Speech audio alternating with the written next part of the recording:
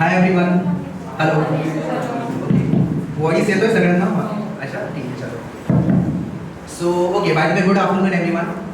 My self Swapnil and आज हम लोग बोलने वाले हैं about universal laws of life. So I want you all to be active guys. Okay, सिर्फ ऐसा आप लोगों ने सुना है एक कान से और दूसरे से आप बाहर जा रहे हैं. I don't want like that to happen. So मैं चाहता हूँ कि जो कुछ भी मैं आपको बताने वाला हूँ तो आप ध्यान से सुनिए please. Okay alright. So universal laws of life मतलब कि कुदरत के कुछ ऐसे नियम हैं कि जिन नियमों को अगर हम समझें, सोचें और उस हिसाब से हमारी ज़िंदगी जिए तो हमारी ज़िंदगी में स्ट्रेस, तकलीफ़ें, दुख, काफ़ी सारी चीज़ों का कुछ ज़रूरत नहीं होती है. Okay, let me give you an example on this. For example let's say कि देखो ये दुनिया जो है एक साइकिल के माफिक चल रही है. फॉर एग्जांपल मॉनसून सीजन, उसके बाद समर सीजन और उसके बाद कौन सा सीजन आता है? Of course winter, right. So ये साइकिल के माफिक चल रहा है. वैसे ही पूनम अमावस्या एक साइकिल के माफिक चल रहा है. तो बस कुछ उसी तरीके से जन्म और मृत्यु ये भी एक साइकिल का ही हिसाब है. इस साइकिल में हम जीते हैं. वैसे हमारे पास आज मैं आपको कुछ नियम बताना चाहता हूँ, तो ध्यान से सुनना. आज का सबसे पहला नियम and that is anything that seems to have a beginning seems to have an end, but it's neither a beginning nor an end. It's just a continuous process. मतलब अगर हिंदी में हम इसे समझे, जो चीज़ हमें लगती है कि शुरू हुई है उसका अंत भी हमें नजर आता है, मगर ना ही कोई चीज़ शुरू होती है ना ही कोई चीज़ खत्म होती है. वो सिर्फ एक साइकिल के माफिक चलते रहता है. एग्जाम्पल देता हूँ आपको. फॉर एग्जाम्पल ये माइक जो मेरे हाथ में है ये कभी बना है, कुछ सालों तक ये चलेगा और एक वक्त आएगा कि जब इसका विनाश हो जाएगा. तो बस कुछ उसी तरीके से दोस्तों ये क्लब हाउस जहाँ पर हम लोग बैठे हैं ये भी कभी बना है, कुछ सालों तक ये चलेगा. फॉर एग्जाम्पल 30, 40, 50, 100, 150 साल. उसके बाद एक वक्त आएगा कि उस वक्त इसको मे बी रेनोवेट करना पड़ेगा. Right, getting it? तो आई सेड ऑलरेडी कि मुझे इंटरैक्टिव सेशन चाहिए. सिर्फ आप सुन रहे हो, आई don't want like that. Okay, तो ये क्लब हाउस को रेनोवेट करना पड़ेगा. तो बस कुछ उसी तरीके से दोस्तों हमारी जिंदगी भी एक साइकिल के माफिक चल रही है. अब हमारे पूर्वजों ने हमें 3 नियम दिए थे उसके लिए, और वो थे ब्रह्मा, विष्णु और महेश. अब ब्रह्मा जी की फोटो को आप देखोगे, बाय द वे ब्रह्मा जी किसके ऊपर बैठे हैं? क्या मुझे कोई बता पाएगा? एग्जैक्टली, कमल के ऊपर बैठे हैं. कमल किस पे खिलेगा? पानी या फिर कीचड़ में, राइट? कमल कीचड़ में खिलेगा. तो ब्रह्मा जी हमें डायरेक्ट मैसेज दे रहे हैं कि आपके आसपास कितने भी नेगेटिव लोग हो, नेगेटिव वातावरण हो, लेकिन आपको उस कमल में खिलना है. Getting it? What my point is, आपको उस कमल में खिलना है. वो सबसे बेस्ट पूजा पाठ होगा ब्रह्मा जी का. उसके बाद आते हैं हम लोग विष्णु जी. विष्णु जी किसके ऊपर बैठे हैं? पता है विष्णु जी कौन है भाई? एग्जैक्टली, विष्णु जी बैठे हैं शेष नाग के ऊपर. तो वो हमें डायरेक्ट मैसेज ये दे रहे हैं कि वो शेष नाग जो है वो हमारे मन में खड़े होने वाले नेगेटिव विचार है, और उस नेगेटिव विचार के वजह से हम अगर उसके ऊपर उठते हैं तो हमारे लाइफ में स्ट्रेस, तकलीफें, प्रॉब्लम कुछ भी नहीं होने वाला है. दोस्तों let me give you an example on this. For example कई 20 मेंढक छलांग मारकर एक जगह से दूसरे जगह जा रहे थे. उसमें से 5 मेंढक एक खाई में गिर गए, और जब वो खाई में गिर गए तो ऊपर जो 15 मेंढक थे वो नीचे उन्हें समझाते हैं और कहते हैं कि अब तुम बाहर निकल नहीं पाओगे, तुम्हारे लिए बाहर निकलना असंभव होगा. अब ऊपर जो 15 थे वो उन्हें काफी बार 1-2 घंटे समझाते. उसमें से पहला मेंढक जो था वो 5-10 मिनट ट्राई करता है और उसके बाद कोशिश करना बंद कर देता है. दूसरा मेंढक 10-15 मिनट ट्राई करता है और कोशिश करना बंद कर देता है. तीसरा मेंढक जो है वो करीबन आधा घंटा ट्राई करता है, वो भी कोशिश करना बंद कर देता है. चौथा मेंढक 1 से 1.5 घंटा ट्राई करता है, उसके बाद वो भी कोशिश करना बंद कर देता है. लेकिन 5वां मेंढक जो था वो कोशिश करते गया और 3 से 4 घंटे के बाद वो बाहर निकला. अब जब वो बाहर निकला, everyone was shocked and surprised कि उसने ये मैनेज कैसे किया. और तब कुछ समय बाद पता चला जो 5वां मेंढक था वो बहरा था, सुन नहीं पा रहा था. तो उसे तो ऐसा लगा कि ऊपर जो 15 मेंढक बैठे हैं वो उससे कह रहे कि तू एक बार बाहर निकल, तू ट्राई तो कर. वो उसे मोटिवेट कर रहे थे, ऐसा उसे लगा, and he kept on trying, और वो बाहर निकल गया. कैसी लगी स्टोरी? अच्छी है. सो मैं आपको वही बताना चाहता हूँ दोस्तों कि आपके आसपास कितने भी नेगेटिव लोग हो. देखो मैं आपको एक बात बताता हूँ, आपके आसपास जो लोग हैं वो आपके ऊपर भर के नेगेटिविटी डालने वाले हैं, लेकिन अपना काम है पॉजिटिव रहना. चलो मैं इसको अलग तरीके से भी आपको समझाता हूँ. एक बार एक घोड़ा एक खाई में गिर गया। अब गांव वालों ने उसे 2 दिन 3 दिन खिलाया पिलाया और उनको ऐसे लगा कि वो घोड़ा जो है वो अभी किसी भी हाल में बाहर नहीं आएगा। और तब गांव वालों को ऐसा लगा कि ये हर रोज मरता रहे, उससे बेहतर है कि हम इसे एक ही बार में मार देते हैं। और तब वो एक काम करते हैं, वो कहते हैं कि हर रोज हम इसमें थोड़ी थोड़ी मिट्टी डालेंगे जिससे वो दफन हो जाएगा। अब दोस्तों ध्यान से सुनना, जब गांव वालों ने उसमें रोज थोड़ी थोड़ी मिट्टी डालना शुरू कर दिया, एक दिन थोड़ी डाला, दूसरे दिन थोड़ी डाला, जब तीसरे चौथे दिन मिट्टी डालना शुरू कर दिया, आप देखो कोई भी एक आदमी एक एनिमल होता है ना, उसकी एक आदत होती है, उसके ऊपर कुछ भी गिरता है तो वो अपने पूरे बॉडी को शेक करता है। तो जैसे उसके ऊपर वो मिट्टी गिरने लगी, वो ऊपर आने लगा, और जैसे वो ऊपर आने लगा और गांव वालों को और उस घोड़े को ये पैटर्न समझ में आया, और उसको ये पैटर्न समझ में आया कि जैसे जैसे मिट्टी गांव वाले डाल रहे हैं वो ऊपर आते जा रहा है। और जब गांव वालों ने और मिट्टी डाली, करीबन 1 से 2 हफ्तों के बाद वो बाहर निकला, और जब वो बाहर निकला तब हमें समझ में ये आया कि आपके आजू बाजू भी आपके ऊपर लोग कितनी भी मिट्टी डाले मतलब कितनी भी नेगेटिविटी डाले, आपको एक ही काम करना है, and that is getting it. आपको यही काम करना है। तो आप देखोगे एक्चुअली लाइफ बहुत सिंपल है, हम अननेसेसरीली उसे कॉम्प्लिकेटेड बनाते हैं दोस्तों। उसी के साथ दोस्तों अब हम जाते हैं महेश की ओर। अब महेश के संतान के बारे में आपने सुना है, कार्तिकीन और गणेश। एग्जैक्टली, कार्तिकीन और गणेश। लेकिन कभी हमने ब्रह्मा जी और विष्णु के संतान के बारे में सुना है? शायद से नहीं। लेकिन गणेश जी का मैसेज क्या है? कोई भी जब भी हम एक नई शुरुआत करते हैं, राइट, हम एक नई शुरुआत करते हैं, तभी हम लोग गणेश जी की पूजा करते हैं, गणेश जी को प्रार्थना करते हैं। तो मैं आपको उसके द्वारा ये बताना चाहता हूँ दोस्तों कि जब भी आपको ऐसा लगता है कि आप महेश के स्टेज पर है, महेश के स्टेज पर मतलब जब भी आपने आपके लाइफ में हारे हो या फिर कुछ लॉसेस किए हैं आपने, तो फिर आपको टेंशन लेने की कोई ज़रूरत नहीं है। उसके बाद आपका ये रिडेम्पशन पीरियड है, उसके बाद आपके लाइफ में सफलता ही होने वाली है। लेकिन हम इंसान का प्रॉब्लम क्या है पता है आपको? गणेश जी हमारी लाइफ में आए उसी से पहले हम लोग हार मानते हैं, हम लोग इनएक्टिव हो जाते हैं, हम लोग काम करना बंद कर देते हैं। Getting it guys, what am I trying to say? So मैं आपको ये बताना चाहता हूँ कि जब भी आपको ऐसा लगता है कि आपने कुछ लॉसेस किए या फिर आप हारे हो आपके लाइफ में, आपको टेंशन लेने की ज़रूरत नहीं है।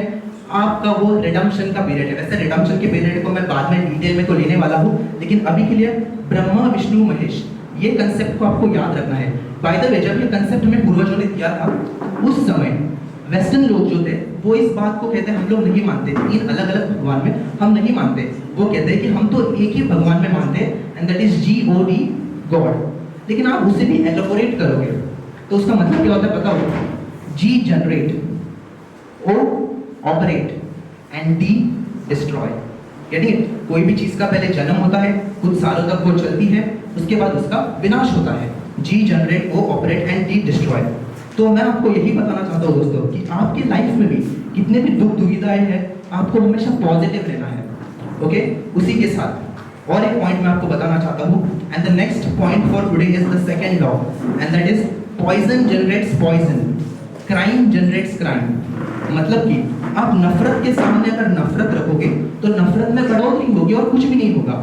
Let me give an example on this. For example, एक लड़के को मैंने पूछा कि भाई तू इतना गुस्सा क्यों कर रहा है? वो कहता है कि सर पहले उसने गुस्सा किया इसीलिए मैं गुस्सा कर रहा हूँ। चलो ठीक है। अब दूसरे इंसान को मैंने पूछा तू उसको इतना चिल्ला क्यों रहा है? वो कहता है पहले उसने मुझे चिल्लाया इसीलिए मैं चिल्ला रहा हूँ। अब आप मुझे एक बात बताओ, आप जहर के सामने जहर रखोगे तो क्या बढ़ेगा? ऑफ कोर्स जहर ही बढ़ने वाला है। तो that's what I am trying to tell you guys, poison के सामने अगर आप पॉइजन रखोगे तो पॉइजन ही जनरेट होने वाला है। बाय द वे, मैं आपको एक प्रैक्टिकल एग्जाम देता हूँ। अभी कुछ आई थिंक 5-6 महीने पहले की बात है। मैं और मेरे दोस्त कहीं घूमने जा रहे थे और तब मेरा दोस्त वो गाड़ी चला रहा था, उसकी साइड में मैं बैठा था, और तभी हम लोग कहीं घूमने जा रहे थे तो हम एक पेट्रोल पंप पर गए। एक पेट्रोल पंप पर हमने पेट्रोल भरवाया, तो गाड़ी में बैठे हुए मैंने उनको 500 रुपये दिए और उनको कहा कि आप इसमें पेट्रोल भर दो 500 का। अब वो जो पेट्रोल भर रहे थे तो उन्हें ऐसा लगा कि मुझे वो मीटर दिख नहीं रहा, उन्होंने सिर्फ 400 का ही पेट्रोल भरा और पाइप बाहर निकालने लगे। अब मैंने ये देखा, जैसे ही मैंने ये देखा मैं तुरंत गाड़ी से नीचे उतरा, और जब मैं गाड़ी से नीचे उतरा उसके बाद दोस्तों उसने वापस से वो पाइप अंदर डाल दिया 400 का पेट्रोल भर के। तो मुझे उस समय समझ में नहीं आया कि मैं क्या करूँ। मैं उसको चिल्लाऊँ, उसको दो थप्पड़ लगाऊँ, उसके मैनेजर को बुलाऊँ। आई वॉज लाइक मुझे समझ में नहीं आ रहा था, मैं कंफ्यूज था कि मैं क्या करूँ। लेकिन मैंने सोचा अगर मैं उसको मारूंगा या फिर उसके मैनेजर को कंप्लेंट करूंगा तो उस इंसान के अंदर मेरे प्रति क्या खड़ा होगा, नफरत और दुख खड़ा होगा, राइट। तो मैंने सोचा मैं कुछ उल्टा करता हूँ। मैं उसके पास गया, जेब से 100 रुपये निकाले, उसकी पॉकेट में डाले, कहा भैया आपको इतना चाहिए आप रख लो, लेकिन मुझे 500 का चाहिए। अगर आज मैंने 500 का पेट्रोल नहीं भरा तो मेरा काम नहीं होने वाला है। आपको पता है दोस्तों, पहले 30 सेकंड तक वो हैंग रहा, वो मुझे सिर्फ देखती रहा, क्योंकि मैंने क्या किया, मैंने उसके साथ कुछ उल्टा किया। तो मैं आपको भी यही समझाना चाहता हूँ कि आपके लाइफ में भी अगर आपके साथ कुछ भी गलत हुआ, बुरा हो, तो आप उल्टा करो, क्योंकि अगर आप बुराई के सामने बुराई रखोगे तो बुराई खड़ी होने वाली है। इसीलिए आपको किसी ने बुरा किया तो आप अच्छा करो, ठीक है। उसी के साथ दोस्तों, इसको मैं और एक अलग एग्जाम्पल के साथ भी देना चाहूँगा। फॉर एग्जाम्पल, एक गुरु एक नदी में स्नान कर रहे थे, और जब वो स्नान कर रहे थे तब एक बिच्छू पानी में गिरा। जब वो बिच्छू पानी में गिरा, बस उसी वक्त वो गुरुजी देखते हैं, वो उसे उठाते हैं और जमीन पर रखने को जाए उसके पहले वो वापस से पानी में गिर गया। अब दूसरी बार वो उसे उठाते हैं और वापस से जमीन पर रखने जाए, उसी से पहले वापस से वो पानी में गिर गया। अब वो गुरु के कोई शिष्य, कोई स्टूडेंट वहाँ से दूर से ये देख रहे थे। वो पास में आते हैं और कहते हैं कि गुरुजी, वो बिच्छू आपको 2 बार काटने की कोशिश कर चुका है, आपकी जान लेने की कोशिश कर चुका है, लेकिन फिर भी आप उसे बचाना चाहते हैं। तो वो गुरुजी बहुत ही सुंदर जवाब देते हैं। वो कहते हैं, उसका काम है काटना, वो अपना काम कर रहा है। मेरा काम है माफ करना और उसे बचाना, मैं अपना काम कर रहा हूँ। क्यों किसी और की स्वभाव की वजह से हमें अपने स्वभाव में बदलाव लाने की जरूरत है। Get it guys.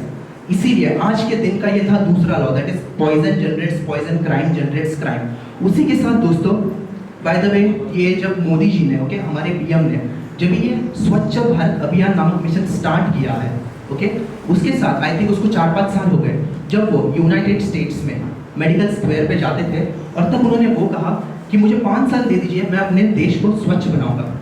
तब हम सभी भारतवासियों ने काफ़ी तालियां बजाई थी और काफ़ी वाहवाह की थी। लेकिन आज उसको कितने साल हो गए, 5 साल हो गए, राइट। कितना बदलाव दिख रहा है आपको, रोड पर कचरा है वैसा ही है। मैंने आई थिंक मैं आज भी जब गाड़ी से आ रहा था, मैंने देखा एक इंसान रोड पे थूक रहा था। इसकी ज़रूरत क्या है, इसकी ज़रूरत क्या है? और फिर हम कहते हैं कि हम तो बहुत स्वच्छ है, हम ये है, हम वो है। क्या ज़रूरत है दोस्तों? मैंने आई थिंक लास्ट वीक में भी देखा था कि काफ़ी सारे लोग रोड पर कचरा डाल रहे हैं, उसकी कोई ज़रूरत है ही नहीं, और फिर हम कहते हैं कि हम अच्छा है। तो दोस्तों, मैं आपको वही समझाना चाहता हूँ कि आपके लाइफ में भी देखो, मैं आपको एक और एक उदाहरण, एग्जाम्पल देता हूँ। फॉर एग्जाम्पल, एक छोटा सा बच्चा सागर के किनारे पर, एक छोटा सा बच्चा एक सागर के किनारे पर एक मछली थी, उसे वो जो मछली सागर के किनारों से यहाँ पर आ रही थी, वो उसे उठाता है और वापस से उसमें डालता है। अब एक इंसान दूर से ये कहीं देखते हैं, वो उसके पास जाते हैं और कहते हैं कि तुम्हारे राइट में देखो, वो बच्चा राइट में देखता है, बोलते तुम्हारे लेफ्ट में देखो, वो बच्चा लेफ्ट में देखता है। और वहाँ पर काफ़ी लाइक 500,000 मछलियाँ थी। तभी वो इंसान उसको कहते हैं कि तुम अकेले क्या बदलाव लेकर आओगे? अभी यहाँ पर फॉर एग्जाम्पल तुम एक मछली को बचा रहे हो, वापस से पानी में डाल रहे हो, मगर बाकी 500 भी तो मर रही है ना।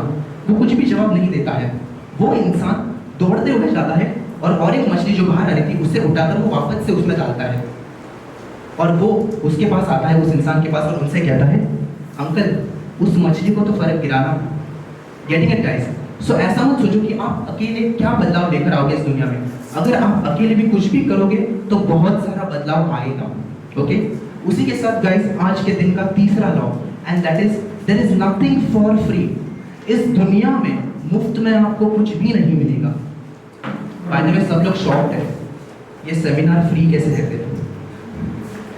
ओके, मैं आपका टेंशन और बढ़ाता हूँ। एक जगह पर लिखा था फ्री एंट्री, एक जगह पर लिखा था फ्री एंट्री। अब that was a kind of museum. अब एक इंसान वहाँ पर जाते हैं, अंदर काफ़ी सारी चीज़ें थी, वो उसे देखते हैं, उसे उनको अच्छा लगता है, और जब वो बाहर आने लगते हैं उन्हें रोका जाता है। जब वो बाहर आने लगते हैं उन्हें रोका जाता है, उस इंसान को कहते हैं कि तुम यहाँ पर इतने पैसे डालो, उसी के बाद तुम यहाँ से बाहर जा सकते हो। अब वैसा हुआ तो वो इंसान कहते हैं कि वहाँ पर तो लिखा है फ्री एंट्री। बोले एंट्री फ्री है, एग्जिट फ्री है, ये किसने कहा था? चिंता मत करो, यहाँ पर एग्जिट भी फ्री है। ओके, ठीक है गाइस। सो आज के दिन का, हाँ जैसे मैंने आपको बोला था, there is nothing for free, मतलब इस दुनिया में मुफ्त में आपको कुछ भी नहीं मिलने वाला है। Okay, let me give an example on this. एक अनाथ बच्चा अपने दम पर मेहनत करने की कोशिश करता है और पैसे कमाने की कोशिश करता है। बच्चे की उम्र रहेगी कुछ 18-19 साल के आसपास। अब उस बच्चे का काम ये है, वो हर घर जाएगा, अपने प्रोडक्ट्स दिखाएगा और उन्हें बेचेगा। अब वो एक घर गया और एक घर में वो जाते ही उसने बेल बजाया, एक लेडी ने दरवाज़ा खोला। उस लेडी ने जब दरवाज़ा खोला, वो देखते हैं कि बाहर काफ़ी धूप है और ये बच्चा काफ़ी पसीना पसीना हो चुका है। और तब ये लेडी उसे कहते हैं कि तुम पहले अंदर आओ, हम तुम्हारे प्रोडक्ट्स के बारे में कुछ सोचेंगे समझेंगे और फिर मैं तुम्हें कुछ चाहिए तो खाना भी देती हूँ। अब वो बच्चा अंदर आता है, वो बैठता है और वो बच्चा कहता है कि नहीं, मुझे खाना नहीं, मुझे सिर्फ आधा गिलास पानी मिलेगा तो भी चलेगा। अब वो इंसान जो है, वो लेडी जो थे, वो अंदर जाते हैं किचन में और एक गिलास दूध का भरकर लेकर आते हैं और उसे देते हैं, ये सोचकर कि अगर दूध दिया तो अच्छा रहेगा, उसकी भूख भी मिट जाएगी और वो पूरा दिन सह पाएगा। अब दूध का ग्लास भरकर जब उस बच्चे को उन्होंने दिया, वो बच्चा दूध पीता है और उसके बाद अपने प्रोडक्ट्स बेचकर वो चला जाता है। और जब अपने प्रोडक्ट्स बेचकर वो चला जाता है, इस किस्से को लाइक 2-3 साल बीत जाते हैं। ये रियल स्टोरी है, ओके बाय द वे, ये जो स्टोरी मैं आपको बता रहा हूँ ये रियल स्टोरी है। और इस घटना को होकर 2-3 साल हो जाते हैं। उसके 2-3 सालों के बाद जब वो लेडी जो थे वो अकेले रहते थे और वो काफ़ी बीमार थे, और जब वो लेडी बीमार थे तो वो हॉस्पिटलाइज्ड हो गए। और जब वो हॉस्पिटलाइज्ड हो गए, उसके बाद उनको ये टेंशन नहीं था कि वो ठीक हो पाएंगे या नहीं हो पाएंगे, मगर उनको सबसे ज़्यादा ये टेंशन था कि हॉस्पिटल के बिल्स वो कैसे पे कर पाएंगे, क्योंकि वो अकेले रहते थे और इतना ज़्यादा कुछ कमा नहीं रहे थे। उसके बाद दोस्तों, वो लेडी 7 से 8 दिनों के बाद जब उन्हें डिस्चार्ज दिया गया, तो डिस्चार्ज के बाद वो जब वहाँ पर काउंटर पर जाते हैं और कहते हैं मेरा बिल, तो उनको बिल दिया जाता है और नीचे स्टैम्प से लिखा होता है पेड और उसके नीचे लिखा होता है थैंक्स फॉर द मिल्क। सो दोस्तों, आया समझ में? तो उसने क्या किया था, कहीं पर तो भी इन्वेस्ट किया था। फॉर एग्जाम्पल, इवन आप देखोगे कि महाभारत में जब द्रौपदी ने, जब भगवान कृष्ण ने शिशुपाल का वध किया था, there was a small cut on his finger, Krishna के फिंगर पर एक स्मॉल कट था। और उसी वक्त तब द्रौपदी कहीं से दौड़े आते हैं और उनको अपना साड़ी का एक टुकड़ा देते हैं और उनके बांधते हैं। और बस उसी वक्त कृष्ण उनसे कहते हैं कि बहन, तूने मुझे ये साड़ी का टुकड़ा जो दिया है, इसका सही समय आने पर मैं तुझे वापस दूंगा। और वो कब दिया था? एग्जैक्टली, जब वस्त्र हरण, जब सबसे ज्यादा जरूरत थी तब दिया था, राइट? और वो कितना दिया था? कंपाउंड इंटरेस्ट के साथ। वो कंपाउंड इंटरेस्ट कितना ज्यादा था, वो दुशासन से पूछो, थक गया था बेचारा। ओके, सो मैं आपको यही बताना चाहता हूँ दोस्तों कि आपके लाइफ में भी जब भी आपको कुछ भी मौका मिलता है, किसी को दो, लेकिन एक्सपेक्टेशन मत रखो। जब भी आपने किसी को भी कुछ दिया, उसके पीछे आपको एक्सपेक्टेशन नहीं रखना है कि मुझे ये वापस मिलेगा। अगर आप एक्सपेक्टेशन रखोगे किसी के पास से कुछ भी देकर, तो मतलब नहीं है। ओके, तो जैसे मैंने आपको कहा था कि there is nothing for free. जब भी आप किसी को भी कुछ दोगे, वो कभी खाली नहीं जाएगा। और उसी के साथ फ्रेंड्स, और एक उल्टा रूल भी है। अगर किसी के पास से आपने कुछ ज़्यादा लिया, अगर किसी के पास से आपने कुछ ज़्यादा लिया, तो उसकी सही कीमत भी आपको चुकानी पड़ेगी। मैं आपको एक एग्जांपल देता हूँ। फॉर एग्जांपल, आपके दोस्त की दुकान है कोई कपड़ों की, तो ये आशा भी मत रखो कि मैं वहाँ पर जा रहा हूँ क्योंकि मुझे फ्री में मिलेगा। नहीं, हाँ चलो मान लिया आपका दोस्त है, तो मे भी प्रॉफिट ना ले, मगर उस चीज़ को याद रखा जाए उसने हमारे लिए जो किया है, और मे भी वक्त आने के साथ उसे हम सही कीमत हम उसकी चुकाए। ठीक है दोस्तों, सो आज के दिन का था ये तीसरा लॉ। पहला लॉ कौन सा था? क्या कोई मुझे बता पाएगा? क्योंकि आपको भूलना नहीं है। यू नो, हमारी मेमोरी का, अगर फॉर एग्जांपल 24 आवर्स के अंदर हमने रिवाइज नहीं किया तो हम भूल जाते हैं। और मैं चाहता हूँ कि आज यहाँ पर मैं देख रहा हूँ कुछ 40-50 लोग हैं, तो इन 40-50 लोग में से सिर्फ 4 लोग भी अगर मुझे सुनते ना, तो भी आई वुड बी हैप्पियर। क्यों पता है? क्योंकि जब हम इस दुनिया को छोड़कर चले जाते हैं, वही 4 लोग हमें उठाते हैं। इसीलिए देखो, मैंने आपको क्या बोला था, poison generates poison, crime generates crime. नफरत के सामने नफरत रखोगे तो नफरत में बढ़ोतरी होगी और कुछ भी नहीं होने वाला है, राइट? तो मैं आपको यही बोलना चाहता था दोस्तों कि क्यों किसी और के स्वभाव की वजह से हमें अपने स्वभाव में बदल लाने की जरूरत है। और आज के दिन का, ओके बाय द वे, हाँ पहला लॉ कौन सा था? Yes anyone? शर्माना नहीं है। देखो, don't feel shy. Anyone? No भाई ठीक है, मैं वापस रिपीट करता हूँ। तो फर्स्ट लॉ आज का था, anything that seems to have a beginning seems to have an end, but it's neither a beginning nor an end, it's just a continuous process. मतलब जो चीज़ हमें लगती है कि शुरू हुई है, उसका अंत भी हमें नजर आता है, मगर ना ही कोई चीज़ शुरू होती है, ना ही कोई चीज़ खत्म होती है। It's just a continuous process, it's a continuous cycle. दूसरा लॉ कौन सा था? Exactly, poison generates poison, crime generates crime. तीसरा लॉ कौन सा था? Exactly, in this world there is nothing for free. Okay, अभी हम लोग आगे मूव करते हैं आज के दिन के चौथे लॉ की ओर, and the fourth law for today is the law of pure energy. The law of pure energy मतलब कि उसमें आपको मैं 2 स्टेप्स बताना चाहता हूँ दोस्तों। Step number 1 and that is self referral, and step number 2 is object referral. Self referral मतलब खुद के दम पर जिंदगी जीना, और ऑब्जेक्ट रेफरल जिंदगी जीना मतलब बाहर की परिस्थितियों से जिंदगी जीना। क्या मुझे कोई बता पाएगा इंडिया में ज्यादातर लोग कौन सी जिंदगी जीते हैं? सेल्फ रेफरल या object referral? Of course object referral. वो बाहर से पावर पाने की कोशिश करते हैं। एग्जाम्पल, किसी रेस्टोरेंट में खाना खाने गए, तो वहाँ पर मे बी कोई जो था, कोई इंसान था, उसके शर्ट पर कॉफी गिरी, या फिर वहाँ का खाना अच्छा नहीं था, क्या कहते हैं पता है? तुम्हें पता भी है मैं तुम्हारी पूरी होटल खरीद सकता हूँ। बेसिकली वो अपने पैसों से पावर पाने की कोशिश कर रहा है, राइट? Getting it guys? तो वो चाहता है कि मैं पूरी होटल खरीद सकता हूँ। या फिर इवन पॉलिटिक्स में आपने देखा होगा कि अगर एक बार किसी इंसान ने एक कुर्सी पा ली, वो दूर दूर तक उसे छोड़ना नहीं चाहता, क्योंकि उसे पता है अगर वो कुर्सी छूट गई तो उसी के साथ वो पावर भी चला जाएगा, राइट? और उसी के साथ दोस्तों, सॉरी अगर यहाँ पर कोई पॉलिटिक्स के लिए बहुत अच्छा लगता है, ओके, और राइट, ठीक है। तो इसीलिए मैं चाहता हूँ दोस्तों कि ऑब्जेक्ट रेफरल लाइफ जीना मतलब एक कायर की तरह जिंदगी जीना है, और सेल्फ रेफरल जिंदगी जीना मतलब खुद के दम पर, खुद के हिसाब से जिंदगी जीना। और इसीलिए मैं चाहता हूँ कि आप सेल्फ रेफरल जिंदगी जिए, क्योंकि देखो सेल्फ रेफरल में कैसा होता है ना कि आपको किसी ने भी कुछ कहा ना, आपको फर्क नहीं गिरेगा। आपको अगर किसी ने भी कुछ कहा तो आपको फर्क नहीं गिरेगा, लेकिन ऑब्जेक्ट रेफरल में आपने देखा होगा, फॉर एग्जांपल अगर आप किसी के साथ शॉपिंग को भी जा रहे हो ना, आप अकेले नहीं जाओगे, आप हमेशा किसी के साथ जाओगे, आप 2-3 लोगों को साथ में लेकर जाओगे, और फिर वहाँ पर उनकी एडवाइस मांगेंगे हम लोग, यार मैं ये ऑरेंज लूँ क्या, या फिर मैं ये ब्लू कलर का टी शर्ट लूँ क्या? आपको जो पसंद है, आपको ग्रे पसंद है तो आप ग्रे लो ना। आप क्यों किसी को पूछना चाहते हो कि ऑरेंज लूँ या फिर ब्लू लूँ? उससे क्या होगा? ऑब्जेक्ट रेफरल लाइफ से आप आपकी जिंदगी में कभी खुश नहीं रह पाओगे, और आप लोगों के आधार पर जिंदगी जीने वाले हो दोस्तों। और अगर आप लोगों के आधार पर जिंदगी जियोगे तो जो पावर आपको बाहर से मिल रहा है वो टेम्पररी होगा, इट इज नॉट परमानेंट।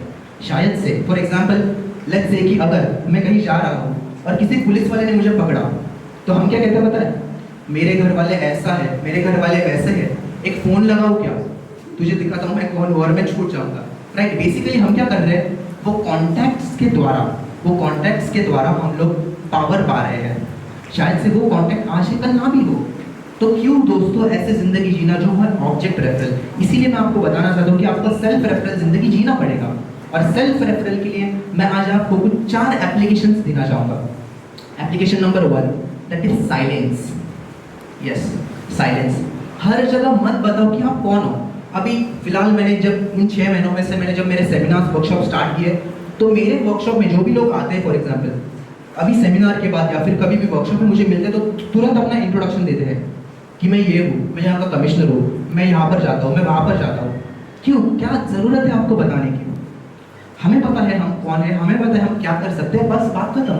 क्यों हमें किसी और को बताना है कि हम क्या है और हम कौन है, राइट? इसीलिए हर जगह मत बताओ कि आप कौन हो और आप क्या हो, जस्ट मेंटेन साइलेंस, ओके?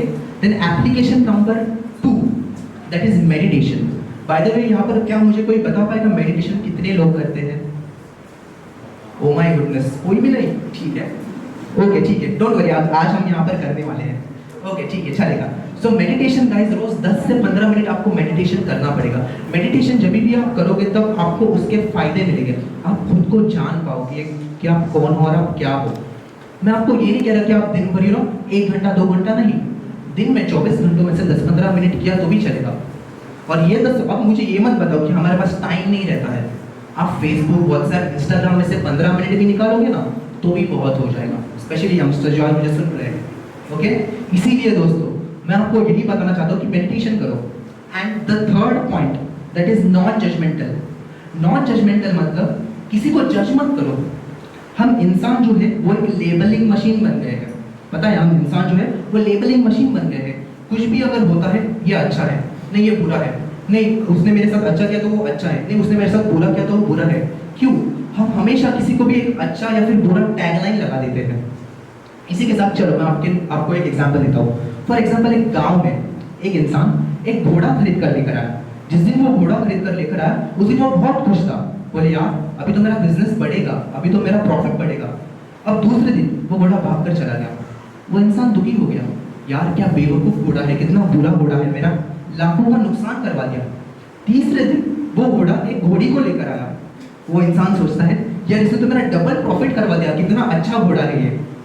चौथे दिन वो इंसान का जो बेटा था, वो बेटा जब वो जा रहा था उस घोड़े पे बैठकर, तो वो घोड़े से गिर गया और उसका पैर टूट गया और प्लास्टर करवाना पड़ा, फ्रैक्चर हो गया। अब वो इंसान वापस से सोचता है कितना बुरा घोड़ा है, मेरे बेटे का पैर तुड़वा दिया। अब वो गांव जो था वो एक आर्मी के एरिया में था, तो आर्मी वाले वहां पर आए और कहते हैं कि हम हर एक घर से एक नौजवान को लेकर जाने वाले हैं। और तब वो हर एक घर में गए और जब इनके घर में गए तब इनके बेटे को नहीं उठाया क्योंकि उसका पैर टूट गया था। और तब वो इंसान वापस से खुश हो जाता है, बोले कितना अच्छा घोड़ा है, मेरे बेटे का पैर टूट गया इसीलिए मेरे बेटे को लेकर नहीं गए, वो खुश हो गया। दोस्तों मैं आपको इस एग्जाम्पल के द्वारा यही बताना चाहता हूँ कि क्या अच्छा है क्या बुरा है, हम कोई भी नहीं होते किसी को जज करने वाले, राइट। सच तो ये है, हम हमारी इंसानी के बुद्धि के द्वारा कितना भी दिमाग आप दौड़ाओ, लेकिन उसके प्लानिंग्स को आप कभी भी समझ ही नहीं पाएंगे। और इसीलिए बेहतर ये है कि आप मेडिटेशन करो और साइलेंस, ट्राई टू बी काम। हर एक सिचुएशन में मत बताओ कि आप कौन हो और आप क्या हो, हमें पता है हम क्या है, बात खत्म हो गई। ओके गाइस, तो पहला पॉइंट मैंने आपको कौन सा बोला था? Very good. सेकेंड, ये पॉइंट नहीं, अभी के 4 एप्लीकेशन में से first point was silence, meditation, non judgemental, and the fourth point is connect with nature. Yes, connect with nature मतलब आपको नेचर के साथ कनेक्ट होना है। अभी नेचर के साथ कनेक्ट होना मतलब क्या? फॉर एग्जाम्पल, अगर आपके जैसे कि यहाँ पर सोसाइटी में गार्डन है, तो जब भी अगर आप सुबह उठते हो तो उस गार्डन में वॉक लेकर आओ और देखो नेचर जो है ना गाइस, वो हमारे अंदर बैलेंस क्रिएट करता है। ओके, नेचर जो है वो हमारे अंदर बैलेंस क्रिएट करता है। अब मेरे यहाँ पर, मेरे घर के यहाँ पर काफ़ी सारे लोग इसमें से आए तो उन्हें पता है कि नेचर कितना है वहाँ पर। तो मैं हर सुबह उठता हूँ 7 बजे, और जब मैं हर सुबह 7 बजे उठता हूँ तो मैं नेचर के पास जाता हूँ, मैं देखता हूँ बर्ड्स को, नेचर में जो ग्रीनरी है उसको, और मुझे ऑटोमेटिकली अच्छा लगता है। और एग्जाम्पल यस इसके साथ दोस्तों, जब भी एक बात याद रखो, सुबह आप उठते हो, लेकिन आपको कभी उठना है पता है? सुबह सूरज उठे उससे पहले अगर आप 10 मिनट भी सनलाइट के सामने खड़े होते हो ना, तो आपको पूरे दिन की एनर्जी मिल सकती है। लेकिन तब नहीं उठना है, जब कभी उठना है 7 बजे। आज के स्पेशली यंगस्टर्स 10 बजे, 11 बजे, 12 बजे, 1 बजे उठते हैं। इसीलिए दोस्तों ये बैलेंस आपके अंदर नहीं लेकर आएगा। ठीक है, चलो अभी कोरोना है, स्कूल कॉलेजेस स्टार्ट नहीं, आई कैन अंडरस्टैंड, लेकिन आपको सुबह जल्दी उठना है। ओके, और जल्दी उठकर आपको नेचर के साथ कनेक्ट होना है। अब जैसे मैंने कहा कि कनेक्ट विद नेचर, तो मे बी 6 महीने बाद या फिर 8 महीने बाद या फिर साल में करीबन 2-3 बार आप कोई हिल स्टेशन पर भी जा सकते हो। अब हिल स्टेशन पर जाना मतलब मिनिमम टाइम रूम के अंदर बिताना और मैक्सिमम टाइम आपको नेचर के साथ बिताना है। ओके, मिनिमम टाइम आपको रूम के अंदर। तो मैंने कितनी बार देखा है, अगर हिल स्टेशन पर भी कोई लोग जाते हैं तो पता है क्या करते हैं, वहाँ के नेचर के एक्सपीरियंस नहीं लेते, अपना मोबाइल निकालते हैं और मोबाइल में कुछ तो करते रहते हैं। भाई तुझे चैटिंग भी करना था किसके साथ भी, तो यहाँ पर क्यों आया? घर पर रहकर भी कर सकता था, यहाँ पर आने की क्या जरूरत थी? देखो नेचर है ना गाइस, आप नेचर के साथ जितना जुड़ोगे ना उतना आपकी लाइफ अच्छी बनेगी, उतना आपकी लाइफ अच्छी बनेगी। इसीलिए मैं चाहता हूँ कि आपको कनेक्ट विद नेचर होना है। ठीक है, इसी के साथ दोस्तों मैं देख रहा हूँ कि काफ़ी सारे लोगों की बैटरी डाउन हो चुकी है, इसीलिए अभी मैं यहाँ पर एक सॉन्ग प्ले करने वाला हूँ। और जो सॉन्ग मैं प्ले करने वाला हूँ तो मैं चाहता हूँ कि आप अपनी आंखें बंद करें, और जब आप आपकी आंखें बंद करोगे तो आपको एक बहुत ही अलग फील, शायद मुझे नहीं पता आपने ये गाना पहले सुना है या नहीं सुना, it's kind of a motivational song, लेकिन जब भी आप ये गाना सुनोगे तो आपको बहुत अच्छा लगेगा। उसके बोल जो है उसको पकड़ने की कोशिश करो, वो गाने के जो बोल है उसके लिरिक्स है उसे समझने की कोशिश करो। ठीक है, okay, so I want you all to please stand up. क्या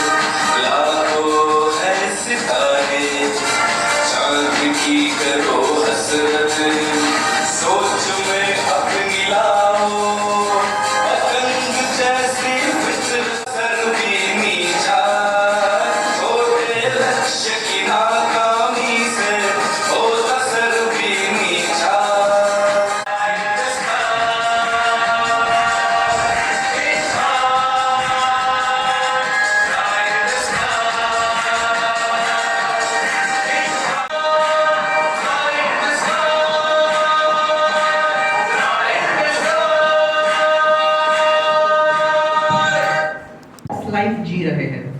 अब कैसी बॉक्स लाइफ में आपको बताता हूँ। हम अपने बेडरूम में सुबह एक बेडरूम नामक बॉक्स में उठ जाते हैं, उसके बाद बाथरूम नामक एक बॉक्स में चले जाते हैं। बाथरूम नामक बॉक्स में चले जाने के बाद बाहर आकर एक बॉक्स के ऊपर बैठकर हम खाना खाते हैं। उसके बाद वहां से हम गाड़ी नामक एक बॉक्स में बैठकर ऑफिस नामक एक बॉक्स में चले जाते हैं। उसके सामने एक बॉक्स के सामने काम करते रहते हैं। वापस से घर आते हैं, घर आकर एक रिमोट से बॉक्स चालू करते हैं। वो बॉक्स चालू कर कर हम उसी में 2-3 घंटे, जैसे कि किसी के लिए कुछ सीरियल्स हो सकता है, किसी के लिए बाय द वे नेटफ्लिक्स तो आज एक बार सांस नहीं लिया तो भी चलेगा, मगर नेटफ्लिक्स तो हमें देखना ही है, राइट? या फिर लेट्स से कि फेसबुक, इंस्टाग्राम, ये जो कुछ भी, ये रील्स, ओके? यहाँ पर कितने लोग रील्स बनाते हैं बाय द वे? कोई नहीं बनाता? अच्छा, कोई बनाता होगा ये मुझे पता है, हाथ ऊपर नहीं किया तभी, ठीक है, ऑलराइट। सो गाइस, मैं आपको यही बताना चाहता हूँ कि हम इंसान आजकल एक परफेक्ट बॉक्स लाइफ जी रहे हैं। आपको पता है यहाँ पर आना आपके बॉक्स लाइफ को तोड़ने के बराबर था, ओके? जब आप रूटीन से बाहर जाकर कुछ अलग करते हैं, उसके बाद वो होता है जो अभी तक नहीं हुआ है, क्योंकि अभी तक आप जो कुछ भी कर रहे हो वही होगा। और अगर आप कुछ नया चाहते हो, उसके लिए आपको कुछ नया करना पड़ेगा, क्रिएटिव बनना पड़ेगा। मैंने कितने बार देखा है, कितने पेरेंट्स मेरे पास आते हैं अभी इतने 1 साल में, तो कॉमन एक प्रॉब्लम है पेरेंट्स का, जो वो मुझे कहते हैं कि सर हमारे बच्चे को कुछ समझाओ। और जितनी बार ऐसा होता है ना, सबसे पहले मुझे उन्हें पूछना पड़ता है कि उनको क्या समझाना है, ये पहले आप मुझे समझाओ, क्योंकि अगर मुझे ही पता नहीं होगा कि उसे समझाना क्या है तो मैं क्या समझाऊंगा। और फिर वो कहते हैं कि हमारा बच्चा बहुत शैतान है, बहुत मस्ती करता है, बहुत नटखट है, ऐसा है वैसा है। अब मैं कभी उनके घर पर भी गया ना, मैं देखता हूँ कि कृष्ण का काफी अच्छा फोटो भी होता है, ओके? कृष्ण का काफी अच्छा फोटो भी होता है, और तब मुझे उन्हें बताना पड़ता है कि अगर आपका बेटा कृष्ण के जैसा मस्ती करता है तो उसे कृष्ण बनने दीजिए। दोनों मैच नहीं होते हैं, या तो आप कृष्ण में मानना बंद करो या फिर ये शिकायत करना बंद करो कि मेरा बच्चा बहुत मस्ती करता है। और एक बात ध्यान में रखो गाइस, काफी सारे लोगों को लगता है कि मेरा बेटा फर्स्ट आना चाहिए। फर्स्ट सिर्फ एक ही बच्चा आ सकता है, फर्स्ट सिर्फ एक ही बच्चा आ सकता है, ये बात आपको ध्यान में रखनी चाहिए। फॉर एग्जाम्पल, कोई बच्चा बना है ड्राइंग के लिए, कोई बच्चा बना है कुछ उसकी अलग क्रिएटिविटी होगी उसके लिए, कोई बच्चा बना है किसी सेमिनार, जैसे कि मेरे जैसा बच्चा बना होगा मे बी सेमिनार देने के लिए, राइट? तो हर एक की क्वालिटी अलग होती है, हर एक की क्वालिटी जैसे मैंने कहा अलग होती है। तो आप आपके बच्चे को वो बनने दीजिए जो वो चाहता है, आप अपने बच्चे को वो बनने दीजिए जो वो चाहता है दोस्तों। क्योंकि अगर आप चाहोगे मे बी आपका बेटा डॉक्टर बने क्योंकि उसके पिताजी डॉक्टर है, तो इसमें 3 लोगों का नुकसान होता है, मैं आपको बताता हूँ। फॉर एग्जाम्पल, मैं डॉक्टर हूँ तो मैं चाहूंगा मेरा बेटा भी डॉक्टर बने। अगर मैं चाहूंगा मेरा बेटा भी डॉक्टर बने, अगर मेरा बेटा डॉक्टर बन गया मेरे वजह से, तो उसका बेटा जो है उसकी भी जिंदगी बर्बाद हो जाएगी। Getting it? इसीलिए दोस्तों आपको एक बात ध्यान में रखनी है, एंड दैट इज कि आपके बेटे को वो बनने दो जो वो चाहता है, ओके? आपके बेटे को वो बनने दो जो वो चाहता है। देखो, मैं ये लाइंस रिपीट क्यों कर रहा हूँ पता है? क्योंकि एक बार सुनने से आपके दिमाग में ये जाने वाला नहीं है। हमारी बरसों की आदत जो रहती है ना, वो छूटने में काफी टाइम लगता है। फॉर एग्जाम्पल, अगर आप भगवान के सामने भी जाते हो, ओके, हमेशा हम लिस्ट मांगते हैं उनसे। फॉर एग्जाम्पल, भगवान मुझे ये चाहिए, मुझे वो चाहिए, मुझे ये चाहिए, ऐसा चाहिए, वैसा चाहिए, और पिछले बार का भी वो बाकी है। मैंने तुमको वो साइकिल मांगी थी, मुझे अभी तक आपने दिया नहीं है, राइट? इसीलिए दोस्तों हमें भगवान के पास अभी तक हमें जो कुछ भी मिला है उसके लिए आभार की भावना व्यक्त करनी है, उसके लिए हमें ग्रेटफुल होना है, थैंकफुल होना है। लेकिन हम इंसानों की आदत है हमेशा मांगते ही रहना, ओके? हम इंसानों की ये बहुत बुरी आदत है, कुछ भी हो जाए तो हम भगवान को मांगते रहते हैं। जैसे कि फॉर एग्जाम्पल मैंने आपको कहा कि ये दो, वो दो, ऐसा दो, वैसा दो। लेकिन आदत छूटने के लिए मैं आपको एक एग्जाम्पल देता हूँ। फॉर एग्जाम्पल देखो, ये बरसों की प्रैक्टिस है हमारी मांगना। लेकिन फॉर एग्जाम्पल लेट्स से एक इंसान, एक आर्चर एक खुले में प्रैक्टिस कर रहे थे, और जब वो प्रैक्टिस करते थे तो उन्होंने एक एरो लिया, एम किया, करेक्ट सेंटर पर जाकर लगा, ओके? अब वहां पर काफी भीड़ जमा हो गई, एक इंसान दूर खड़ा था और वो कहता है कि it's just a matter of practice. अब वो आर्चर जो थे उन्हें बुरा लगा, वो आर्चर को बुरा लगा। अब दूसरी बार उन्होंने वो एरो लिया, वापस से एम किया, स्ट्रेट जाकर टारगेट पर लगा। वापस से काफी सारे लोग वहां पर थे, उन्होंने तालियां बजाई, वाह वाह की, ओके? लेकिन वही इंसान उसने वापस से कहा it's just a matter of practice. अब ये आर्चर जो थे इन्हें बुरा लगा, ये वो कहते हैं कि सब लोग मेरी तारीफ कर रहे हैं यहाँ पर, लेकिन वो जो इंसान है वो मेरी तारीफ क्यों नहीं कर रहा? बोले कोई बात नहीं, चलो तीसरी बार एरो उठाया, वापस से लिया, एम किया, स्ट्रेट टारगेट पर जाकर लग गया, वापस से सब लोगों ने उनकी वाह की तालियां बजाई, लेकिन वही इंसान उसने वापस से कहा it's just a matter of practice. अब ये आर्चर जो थे ये उनके पास जाते हैं, उन्हें बुरा लगा, कहते हैं कि तुम कब से कहे जा रहे हो कि it's just a matter of practice, it's just a matter of practice, क्या तुम्हें पता भी है मैंने इसके लिए कितनी मेहनत की है? अब वो आर्चर जो थे वो उनसे जब ये बात कहते तो वो दूसरे इंसान थे, वो कहते हैं कि सॉरी अगर आपको बुरा लगा हो तो आपको हर्ट करने का मेरा कोई इरादा नहीं था। ओके, तो वो आर्चर कहते हैं कि क्या तुम एक काम कर सकते हो, इस 2 बॉटल होते वहां पर, इस बॉटल में से दूसरी बॉटल में पानी डाल सकते हो, एक भी बूंद नीचे नहीं गिरनी चाहिए। वो इंसान उस आर्चर से कहते हैं, तो वो आर्चर कहता है कि मैं ये नहीं कर सकता, वो इंसान कहता है कि मैं कर सकता हूँ, एक भी बूंद नीचे नहीं गिरेगा। अब वो दूसरा इंसान वो एक बॉटल लेता है और दूसरे बॉटल में पानी डालना शुरू कर देता है और एक भी बूंद दोस्तों नीचे नहीं गिरती है। वो आर्चर ही वो शॉट और वो पूछता है कि आपने ये कैसे किया, एक भी बूंद नीचे नहीं गिरा? और तब वो इंसान कहता है कि मैं बरसों से एक ऑयल फैक्ट्री में काम कर रहा हूँ और मेरा काम ये है कि मुझे दिन में 250 से 300 जो ऑयल के डिब्बे होते हैं, एक इसमें से दूसरे डिब्बे में डालना पड़ता है, and that's my job, that's my work. और तभी वो आर्चर कहते हैं wow it's just a matter of practice. ठीक है दोस्तों, तो मैं आपको यही बताना चाहता हूँ कि प्रैक्टिस के द्वारा आप आपकी जिंदगी में जो कुछ भी आपको चाहिए वो आप हासिल कर सकते हो। ओके, इसलिए प्रैक्टिस बहुत इंपॉर्टेंट है। लेकिन हम इंसान का प्रॉब्लम क्या है आपको पता है? एक दिन में हम शाहरुख खान बनना चाहते हैं और दूसरे दिन में हम सलमान खान बनना चाहते हैं या फिर सचिन तेंदुलकर बनना चाहते हैं।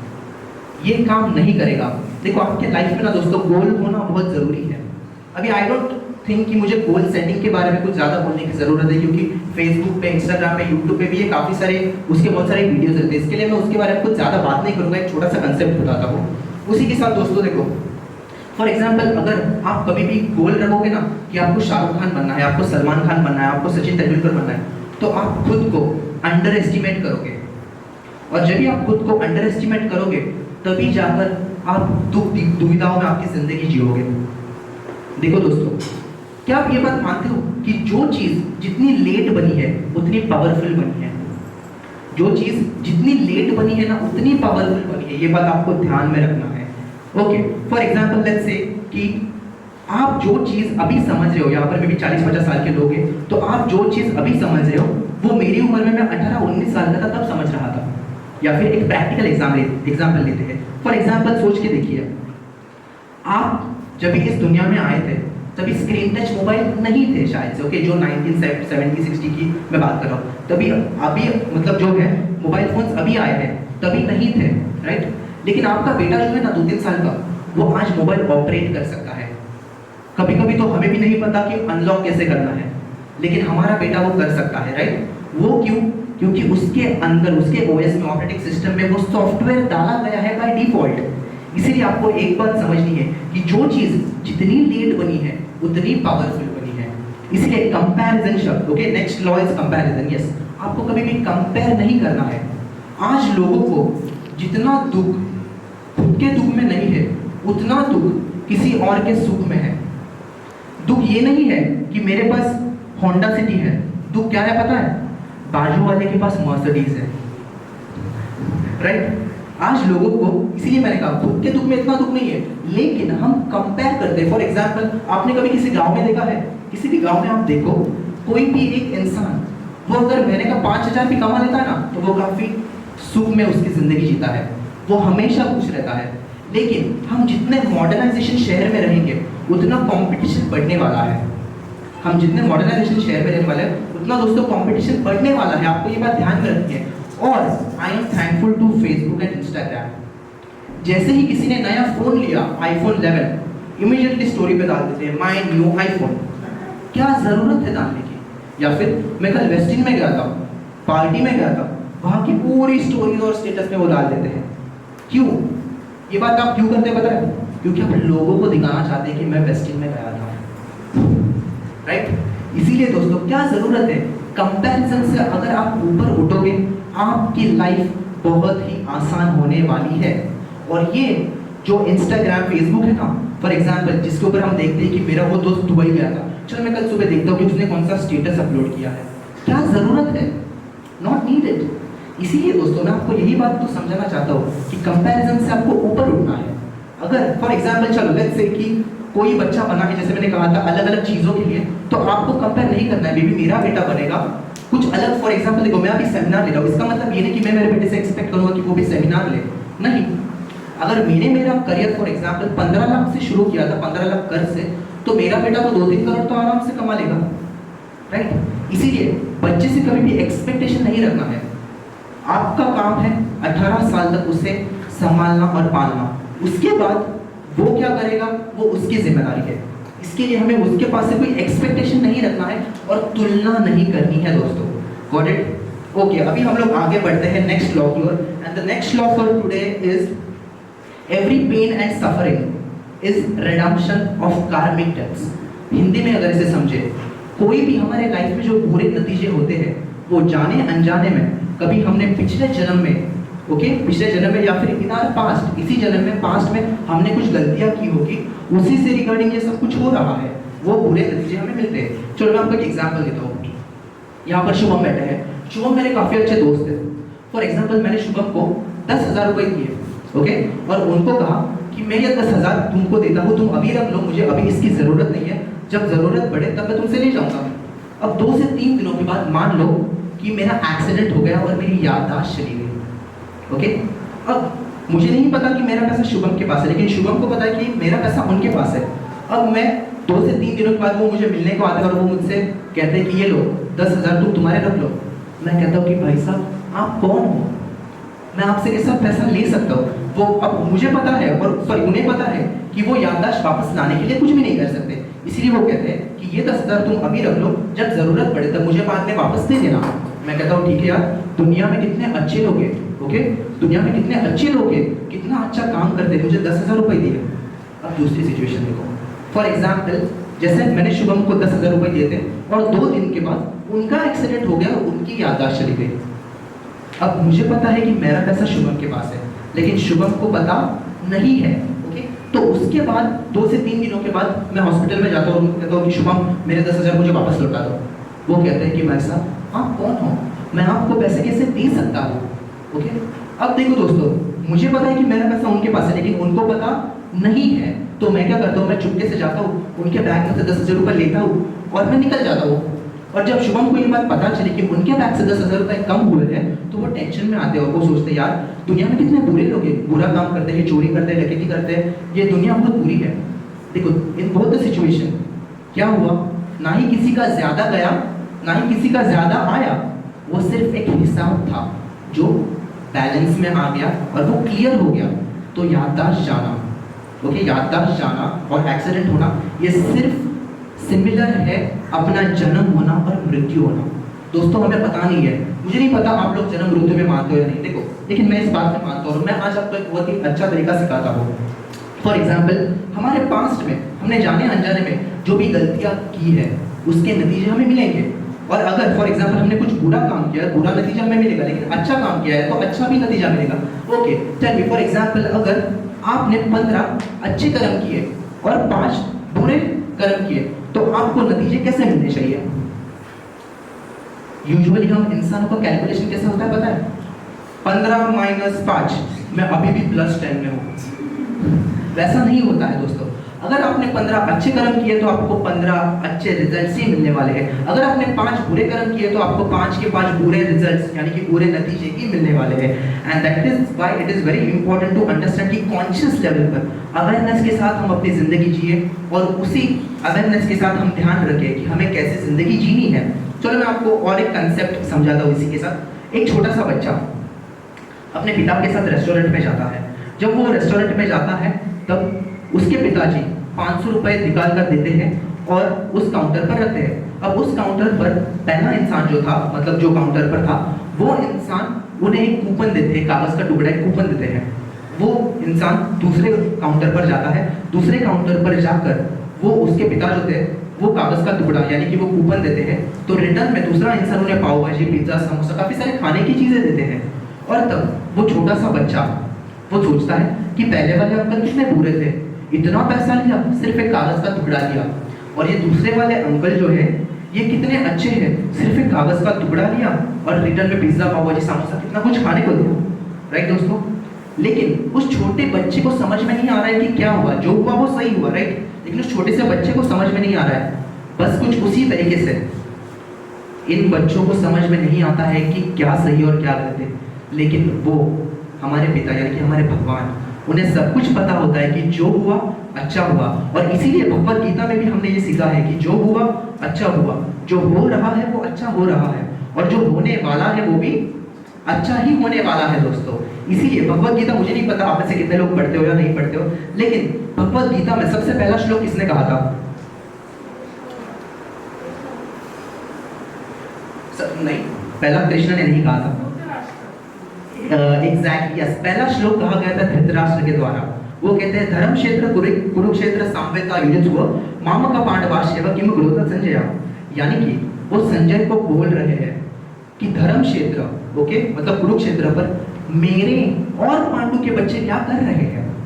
ओके, मेरे और पांडु के बच्चे क्या कर रहे हैं। एक बात ध्यान में रखो, इसी वाक्य की वजह से महाभारत खड़ा हुआ, क्योंकि दोस्तों जहां पर मेरा और तेरा है वहां पर अपना कुछ भी नहीं है। क्योंकि मेरा मतलब क्या, ये मेरा है, तेरा मतलब क्या, ये सब कुछ तेरा है। और इसीलिए धृतराष्ट्र की वजह से महाभारत खड़ा हुआ।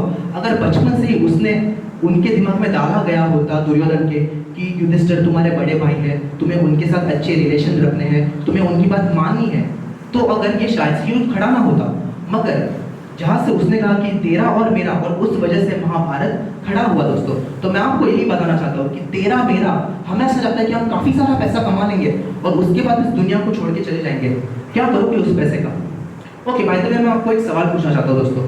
अगर आप आपके बच्चों के लिए, फॉर एग्जाम्पल आप आपके बच्चों के लिए लेट्स से कि काफ़ी सारे पैसे जमा कर रखते हो, तो आपको पता नहीं कि आपका बच्चा फ्यूचर में पॉजिटिव होने वाला है या नेगेटिव होने वाला है, राइट। अगर बड़ा होकर वो नेगेटिव बन गया तो जिंदगी भर जो आपने कमाया है, ओके, जिंदगी भर जो कुछ भी अमाउंट आपने कमाई है वो उसे उड़ा देगा। नहीं, आप बोलोगे नहीं सर मेरा बच्चा तो आगे जाके पॉजिटिव ही होने वाला है। अच्छा, पॉजिटिव होने वाला है तो उसके लिए कुछ कमाने की ज़रूरत नहीं है। अगर वो पॉजिटिव ही होने वाला है तो वो खुद के दम पर सब कुछ कमा सकता है, राइट। इसीलिए दोस्तों आपको ये बात समझना है कि आपको आपके बच्चे के लिए कुछ बचा कर नहीं रखना है, राइट। अगर वो पॉजिटिव बनेगा तो वो खुद के पैसों से, खुद के बिल से सब कुछ मैनेज कर लेगा। ओके गाइस, ठीक है, ऑलराइट। अभी हम आगे बढ़ते हैं दूसरे लॉ की ओर। And the second law for today is that is the law of connection. The law of connection, देखो हम सब लोग जब बने थे ना, हम वायरलेस के लिए बने थे। फॉर एग्जाम्पल वायरलेस नेटवर्क मतलब हमको जब इस यूनिवर्स ने, कुदरत ने, अल्लाह ने, खुदा ने जब भी हमें बनाया था तभी, लेकिन हम जो है उनके साथ जुड़े हुए हैं दोस्तों। हम जो है हम उनके साथ जुड़े हुए हैं। Let me give practical example on this again. अभी आई थिंक कुछ 4-5 महीने की पहले की बात है, जब मेरा शिफ्टिंग हो गया, मैं जब नए घर में गया थे, तभी दोस्तों मेरे यहाँ से मेरे घर पर जा रहा था। और जब मैं यहाँ से मेरे घर पर जा रहा था तो यहाँ पर एक लोनी के आगे एक सिग्नल है, okay, I stay in pure. So Loni के आगे एक सिग्नल है, वहाँ पर मैं जा रहा था। आई थिंक रोड काफ़ी खुला था, तो मेरा स्पीड 89 की था। तो मेरा स्पीड 89 की था। बस कुछ उसी वक्त मेरा फ़ोन बजा, तो मैंने सोचा कि अच्छा फ़ोन बजा, तो मैं राइट हैंड साइड से फ़ोन उठाने लगा। और जैसे मैं फ़ोन उठाने लगा तो मेरा स्पीड धीरे धीरे कम होने लगा। मेरा स्पीड जैसे कम होने लगा, मैंने गाड़ी लेफ्ट साइड में लेना शुरू कर दिया। और जैसे ही मैं फ़ोन निकाला, उठा, उसी के पहले फ़ोन कट हो गया। तो मैंने ज़्यादा परवाह नहीं किया, मैंने सोचा चलो बाद में कॉल करता हूँ मैं। उसके बाद बस उसी वक्त एक दूसरा बाइकर था, वो मेरे साइड से ओवरटेक करके चला गया। यू नो यंग ब्लड कैसे होता है, उसने मेरा ओवरटेक कैसे किया। अब मुझे उसका ओवरटेक करना है, ओके। तो मैं अपना बाइक लेकर ओवरटेक करने के लिए गया। और जैसे ही मैं वापस से, मेरा 70-80 स्पीड था समथिंग, हम करीबन 6 फीट की दूरी पर थे। और जब हम 6 फीट की दूरी पर थे, उसी वक्त यू नो अगर सिग्नल पर, फॉर एग्जांपल आपको सिग्नल दिख रहा है, वहाँ पर ग्रीन है, तो यूजुअली हमारे ये टेंडेंसी रहता है कि सिग्नल रेड हो जाए उसके पहले मैं उसे क्रॉस कर दूँ, राइट। तो मैं 70-80 की स्पीड से गाड़ी चला रहा था, 6 फीट की दूरी पर था। उसी वक्त राइट हैंड साइड से गाड़ी आ रहा था, राइट हैंड साइड से वो गाड़ी आ रहा था, उनका भी सिग्नल ग्रीन था, ओके। राइट हैंड से वो गाड़ी आ, मेरे आगे जो बाइकर था उसने उसे ठोका, और वो बाइकर जो था वो डायरेक्टली जाकर उस 4 व्हीलर के अंदर गया। ओके, ध्यान से सुनना इस कहानी को। वो अंदर गया, उसके बाद मैंने तुरंत ही मेरी साइड गाड़ी साइड पर लगा दी और उसके बाद मैं उनके पास गया। सिचुएशन 10-15 मिनट में सेटल हो गया, ज़्यादा कुछ इतना उस लड़की को लगा नहीं, थोड़ा बहुत लगा था। उसके बाद सिचुएशन 10-15 मिनट बाद सेटल हुआ, मैं अपने घर की ओर निकला और अपने घर पर पहुँचा। घर पर जैसे ही मैं पहुँचा तभी मुझे याद आया, अरे मुझे किसी ने कॉल किया था। और तब मैंने अपना मोबाइल निकाला और मैंने वो नंबर रीडायल किया। जैसे ही मैंने वो नंबर रीडायल किया, बस उसी वक्त उसने, सामने वाले ने फ़ोन उठाया, कहा कि हेलो। मैंने कहा कि हेलो, आप कौन बात कर रहे हैं? मुझे 15-20 मिनट पहले इस नंबर से ऐसा फ़ोन आया था, आप कौन बात कर रहे हैं? क्या आप मुझे बता पाओगे? मैंने आंसर नहीं किया आपका कॉल। और बस तब दोस्तों उसी वक्त सामने एक इरिटेशन भरी आवाज़ में वो कहता है इंसान कि मैंने नहीं कॉल किया था, ये एसटीडी का नंबर है। फ़ोन काट दिया। दोस्तों अगर उस दिन मुझे वो कॉल नहीं आया होता तो शायद से उस इंसान जो बाइकर था, जो बाइकर था, उसकी जगह पर मेरा नंबर लगता था, राइट? तो the law of connection, pure energy, मैं आपको वही बताना चाहता हूँ दोस्तों। और उस दिन मैंने हेलमेट नहीं पहना था और उस इंसान ने हेलमेट पहना था। वो हमारी मदद तो करना चाहते हैं, लेकिन ये रियलाइज़ करना, ये नोटिस करना, ये हर वक्त आपको सिर्फ जब आप अवेयरनेस में ज़िंदगी जियोगे तभी ही ये आपके लिए मुश्किल आसान है। नहीं तो आप पूरी ज़िंदगी यही सोचते रहोगे। ऐसा तो कितनी बार हुआ है कि वो हमारी लाइफ में आकर चले जाते हैं लेकिन हमें पता भी नहीं चलता। ओके, काफ़ी सारे इंसान मैंने देखे हैं, जैसे कि फॉर एग्जांपल वो मंदिर में जाते हैं, भगवान के सामने अपना जो कुछ भी प्रेयर वगैरह करते हैं, उसके बाद बाहर आते हैं। फॉर एग्जांपल दोस्तों, आप मुझे एक बात बताओ, क्या भगवान सिर्फ मंदिर में होते हैं? बिल्कुल नहीं, भगवान सिर्फ मंदिर में नहीं होते। हमें क्या लगता है पता है? फॉर एग्जाम्पल वही वसुदेव कृष्ण आएंगे, उसी अवतार में आएंगे, और इसीलिए फॉर एग्जाम्पल मैं आपको बताता हूँ मेरे लिए भगवान क्या है। यहाँ पर जितने भी लोग मौजूद हैं ना, उन सब के अंदर भगवान बसते हैं। यहाँ पर जितने भी लोग मौजूद हैं उन सब के अंदर भगवान बसते हैं। फॉर एग्जाम्पल मैं आपको एक एग्जाम्पल देता हूँ दोस्तों, ध्यान से सुनना। एक इंसान सिगरेट पीते हुए मंदिर के अंदर जा रहा था। अब मंदिर की ओर जा रहा था तो उसने क्या किया, मंदिर में जाए उससे पहले सिगरेट पिया, सिगरेट खत्म किया, सिगरेट को बाहर फेंक दिया और मंदिर के अंदर चला गया। अपने जो कुछ भी रीति रिवाज थे, रिचुअल थे, उसे पूरा किया। उसके बाद आदत के मुताबिक वापस से बाहर आया और सिगरेट पीना शुरू कर दिया। अब मेरा सवाल आपको, उसने मंदिर के अंदर सिगरेट क्यों नहीं पिया? बोले मंदिर के अंदर तो हमारे भगवान रहते हैं, भगवान के सामने हम सिगरेट कैसे पी सकते हैं? ओके, भगवान के सामने हम सिगरेट कैसे पी सकते हैं दोस्तों? ओके, इसका मतलब ये होता है कि भगवान जो है वो सिर्फ मंदिर में मौजूद है, बाकी कहीं पर भी नहीं है, राइट? लेकिन हर एक धर्म में हमने जाना तो सीखा कि भगवान हर जगह मौजूद है। He is omni presence. Omni presence मतलब वो कण कण में, वो क्षण क्षण में हमारे साथ है दोस्तों। ये बात आपको ध्यान में रखनी है। ओके, इसीलिए मैं आपको यही बताना चाहता हूँ दोस्तों कि अगर आप ऐसा सोचोगे कि सिर्फ भगवान उस मंदिर में है तो आपके आसपास जितने भी लोग हैं आप उनको हर्ट करोगे। ओके, आप उनके अंदर आप भगवान को नहीं देखने वाले हो। और इसीलिए मेरे लिए भगवान का कंसेप्ट काफी सिंपल है, एंड दैट इज कि मैं हर एक इंसान को भगवान की तरह ही समझता हूँ। ओके, उसी के साथ दोस्तों अब हम आगे बढ़ते हैं नेक्स्ट पॉइंट की ओर, and that is the law of pure energy में ही ये दूसरा पॉइंट है। ओके, एंड दैट इज अद्वेष्ट भूतानम, अद्वेष्ट सर्वभूतानम। ये भगवत गीता में है 12वां अध्याय 13वां श्लोक, जिसका मतलब होता है unconditional love. Unconditional love, okay, मतलब the person who hates no one. अगर फॉर एग्जाम्पल ओके, आपको गौतम बुद्ध पता है, गौतम बुद्ध के बारे में हम भगवान बुद्ध के बारे में जितना बात करें उतना कम है, लेकिन मैं आपको एक एग्जाम्पल देता हूँ। ये एक बार क्या हुआ, गौतम बुद्ध एक पेड़ के नीचे मेडिटेशन कर रहे थे, और जब वो मेडिटेशन कर रहे थे उसी वक्त एक इंसान वहाँ पर आते हैं, और वो इंसान जब वहाँ पर आया तब उस इंसान ने गौतम बुद्ध के चेहरे पर थूक दिया। यस, उन्होंने गौतम बुद्ध के चेहरे पर थूक दिया। अब जब गौतम बुद्ध ने आंखें खोली तो उन्होंने कुछ भी नहीं कहा। वो जिस पेड़ के नीचे बैठे थे वहाँ से एक पत्ता उठाया और साफ किया, और वो उस इंसान से कहते हैं कि क्या आप और कुछ कहना चाहोगे? वो इंसान कहते हैं कि आपको ऐसा लगा कि मैंने कुछ कहा, आपको ऐसा लगा कि मैंने कुछ कहा? तब गौतम बुद्ध कहते हैं कि हाँ, मेरे प्रति आपके मन में जो भावना थी वो शब्दों में बयां करना मुश्किल था, इसीलिए आपने उसे एक व्यवहार के द्वारा किया। तो वो इंसान कुछ समझ नहीं पाया, उसके बाद वो वहाँ से चल गए।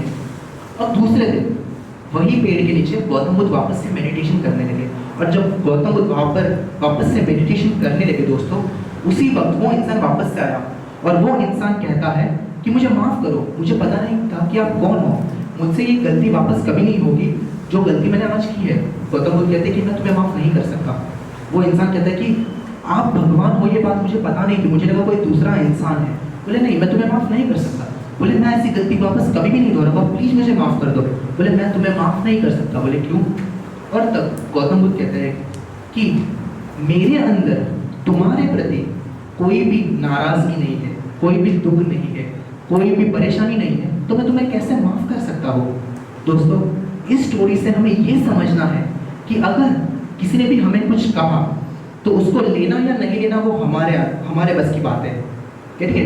तो आपको इतना ट्रांसपेरेंट बनना होगा कि जो चीज़ आई है वो वापस से चली भी गई है, जो दिख भी नहीं रही है। ठीक है? इसीलिए दोस्तों ये बात समझ में लाना कि आपको किसी ने भी कुछ कहा, लेना नहीं लेना ये आपके ऊपर है। फॉर एग्जाम्पल, अगर मुझे किसी ने गाली दिया, 2 गाली दिया, तो वो गाली लेना या नहीं लेना वो मेरे ऊपर है। राइट? आपको मैंने जैसे पहले भी कहा था, जैसे स्टार्टिंग में मैंने कहा था दोस्तों कि लोग आपके ऊपर भर भर के नेगेटिविटी डालने वाले हैं। हमारा समाज ना आजकल वो थोड़ा सा चेंज हो चुका है। इंसान अगर खुश है ना तो किसी को परवाह नहीं, किसी को भी परवाह रहती है, लेकिन अगर दुखी है ना कोई पूछ के भी नहीं पाता आपको। इसीलिए दोस्तों आप एक बार ट्राई करो, आप कभी आपके ऑफिस में या फिर आपके घर में जाओ आप, ओके, मुंह चढ़ा के जाना, कोई भी नहीं पूछेगा क्या हुआ है। और जिस दिन आप ऑफिस जाओगे खुश होकर, सभी पूछेंगे अरे क्या हुआ है, मुझे भी बता कि तू इतना खुश क्यों है। So that's what I am trying to tell you guys कि आज का समाज पूरा का पूरा चेंज हो गया है। ओके, इसीलिए गाइस अद्वैष्ट सर्वभूतानां, इसका मतलब वही होता है कि the person who hates no one. अगर मेरे अंदर किसी के प्रति कुछ दुख नहीं, कुछ तकलीफ नहीं, कुछ नाराजगी नहीं, तो मैं कुछ भी कर सकता हूँ। Okay guys, it is so important to understand. Okay, इसी के साथ हम लोग नेक्स्ट लॉ की ओर आगे बढ़ते हैं। And the next law is the law of least efforts, कम से कम मेहनत करने का तरीका, विच इज माय फेवरेट। अभी आप कहोगे कि सर हमें भी ये बताओ। ओके गाइस, लेकिन ये थोड़ा अलग है। ओके, ये थोड़ा अलग है। कम से कम मेहनत करने का तरीका मतलब यहाँ से मेहनत बंद करनी है आपको और यहाँ से चालू करनी है। फॉर एग्जाम्पल, यहाँ पर कितने फीमेल्स स्पेशली जो 4 व्हीलर कार सीखना चाहते हैं। ओके, काफी सारे हैं, ठीक है। तो अगर आप 4 व्हीलर कार सीखना चाहते हो दोस्तों, तो आपको एक काम करना है। आपको लगता है कि आपको सिर्फ सोचकर 4 व्हीलर आने वाली है? अगर ऐसा है तो मैं भी आपके साथ सोचता हूँ। ओके, तो आपको कुछ भी नहीं करना है, यहाँ से मेहनत बंद करनी है। एक काम करो, आपकी दोस्त की किसी की 4 व्हीलर कार रहेगी, चाबी लो, जिसको आती है उसको बाजू में बिठाओ और चालू करके स्टार्ट करो। जो होगा आगे देखा जाएगा। अरे टेंशन आपको थोड़ी होना है, आपके आजू बाजू वाले लोगों को होना चाहिए। इसीलिए दोस्तों मुझे ना जब भी एल कार, लर्निंग कार दिखती है ना, मैं उसके बहुत दूर खड़े रहता हूँ, क्योंकि मुझे पता है ये कभी भी कुछ भी कर सकता है। इसीलिए आपको ये बात समझना है कि यहाँ से मेहनत बंद कर दो और यहाँ से मेहनत चालू कर दो। This is what the law of least efforts is. Okay दोस्तों, उसी के साथ हम अभी ओके, आपको पता है सेल्फ टॉक। ओके, हम अभी और एक टास्क करने वाले हैं, दैट इज सेल्फ टॉक। तो आप खुद से जितना सेल्फ टॉक करोगे, ओके, इसको कहा जाता है योग निंद्रा या फिर सजाग निंद्रा। ओके, तो ये योगा का एक पार्ट है बेसिकली। तो अभी हम लोग वो करने वाले हैं। Again I want you all to please stand up और हम कुछ सुनने वाले हैं। It's kind of a self talk. Again please close your eyes, everyone close your eyes. Yoga nidra या फिर सजाग निद्रा के लिए आप कहीं आराम से लेट सकते हैं या फिर कुर्सी पर बैठ सकते हैं। धीरे से अपनी दोनों आंखें बंद कर लीजिए, एक गहरी सांस लीजिए और जो भी मैं आपसे कहूं उसे मन ही मन दोहराते जाइए। अपनी जिंदगी की नींव मैंने रखी है, मेरी जिंदगी में जो भी हुआ है वो मैं भरपूर हूँ। मेरा शरीर तंदुरुस्त है और मन शांत है। मैं नकारात्मक विचारों से और आदत से ऊपर उठ चुका हूँ। मेरे अंदर अनंत शक्तियाँ हैं जिसका आज से मैं और भी ज़्यादा उपयोग करना शुरू कर रहा हूँ। मैं उन सभी को माफ़ करता हूँ जिन्होंने मुझे दुख या तकलीफ पहुँचाई है और उस अतीत को मैं भुला चुका हूँ। मेरे स्वभाव में से गुस्सा की सद्भावना बढ़ रही है। मेरी अंतरात्मा हर कदम पर मुझे सही दिशा और मार्गदर्शन दे रही है। मेरे रिश्ते और भी ज्यादा गहरे और मजबूत हो रहे हैं। एक सफल व्यक्ति बनने के लिए मुझ में सारा हुनर मौजूद है। मेरी क्रिएटिविटी मुझे नए विचार देती है, जो विचार मुझे आगे बढ़ने में मदद करते हैं। I choose to be happy. मैंने खुश रहने का चुनाव किया है। जिंदगी ने अभी तक मुझे जो कुछ भी दिया है उसे पाकर मैं अपने आप को खुश नसीब समझता हूँ। मैं अपनी जिंदगी की सभी परिस्थितियों का और प्रॉब्लम्स का सामना करने के लिए सक्षम हूँ और मैं अनंत शक्तियाँ रखता हूँ सफलता पाने के लिए। मैं हर दिन और भी ज़्यादा कार्यशील हो रहा हूँ और मुझे मेरे हक के नतीजे मिल रहे हैं। मैं हमेशा सच का साथ देने की हिम्मत रखता हूँ। मेरी जिंदगी सकारात्मकता और समृद्धि से भरपूर है। आज से मैं अपनी बुरी आदतों का त्याग कर और नई और बेहतर आदतें अपना रहा हूँ। मेरे आसपास के लोग मेरी इज्जत करते हैं और काबिलियत की दाद देते हैं। मुझे इतना साथ देने वाला परिवार और दोस्त जो मिले हैं उसके लिए भगवान का मैं शुक्रगुजार हूँ। मैं अपने आप की कदर करता हूँ और आत्मविश्वास से भरपूर हूँ। मेरी जिंदगी की आज के सारे नतीजे मुझे और भी बेहतर भविष्य की ओर लेकर जा रहे हैं। मैं जानता हूँ कि मैं अनंत ऊर्जा का स्रोत हूँ और इस वजह से मैं कभी हार नहीं सकता। मेरी जिंदगी की आज की सभी मुश्किलें चंद पल की मेहमान हैं। आज मेरी आंखों में जो सपने हैं वही मेरा भविष्य है। मेरे सारे प्रयत्न और मेहनत कुदरत देख रही है और वो उसमें साथ देती है। मेरा व्यक्तित्व सुंदरता, आनंद और प्यार का प्रतीक है। मेरे शरीर के हर एक बीमारियों पर मैं विजय पा रहा हूँ और दिन ब दिन और भी ज़्यादा तंदुरुस्त हो रहा हूँ। मेरी ज़िंदगी की सारी रुकावटें मेरे रास्ते से अपने आप हटती जा रही हैं और मैं और भी ज़्यादा ऊंचाइयों को पा रहा हूँ। अपनी सभी भविष्य की चिंताओं को छोड़कर मैं अपने आज में जी रहा हूँ। मैं जानता हूँ कि जो हुआ अच्छा हुआ है, जो हो रहा है वो अच्छा हो रहा है और जो होने वाला है वो भी अच्छा ही होने वाला है। मैं अपने भगवान तो खुदा से अलग नहीं हूँ, मैं उसी का एक भाग हूँ। वो हमेशा मेरे साथ है। इस दुनिया में कब आना और इस दुनिया को छोड़कर कब जाना वो तो मेरे हाथ में नहीं है। यानी कि जन्म और मृत्यु भले ही मेरे हाथ में ना हो, मगर इन दोनों के बीच में कैसे जीना वो तो मेरे हाथ में है और मैं ही उसे डिसाइड करूँगा। तो आज से, अभी से मैं अपनी ज़िंदगी की एक नई शुरुआत करता हूँ। तो अब धीरे से अपनी दोनों आंखें आप खोल सकते हैं और आज के दिन की एक नई शुरुआत कर सकते हैं।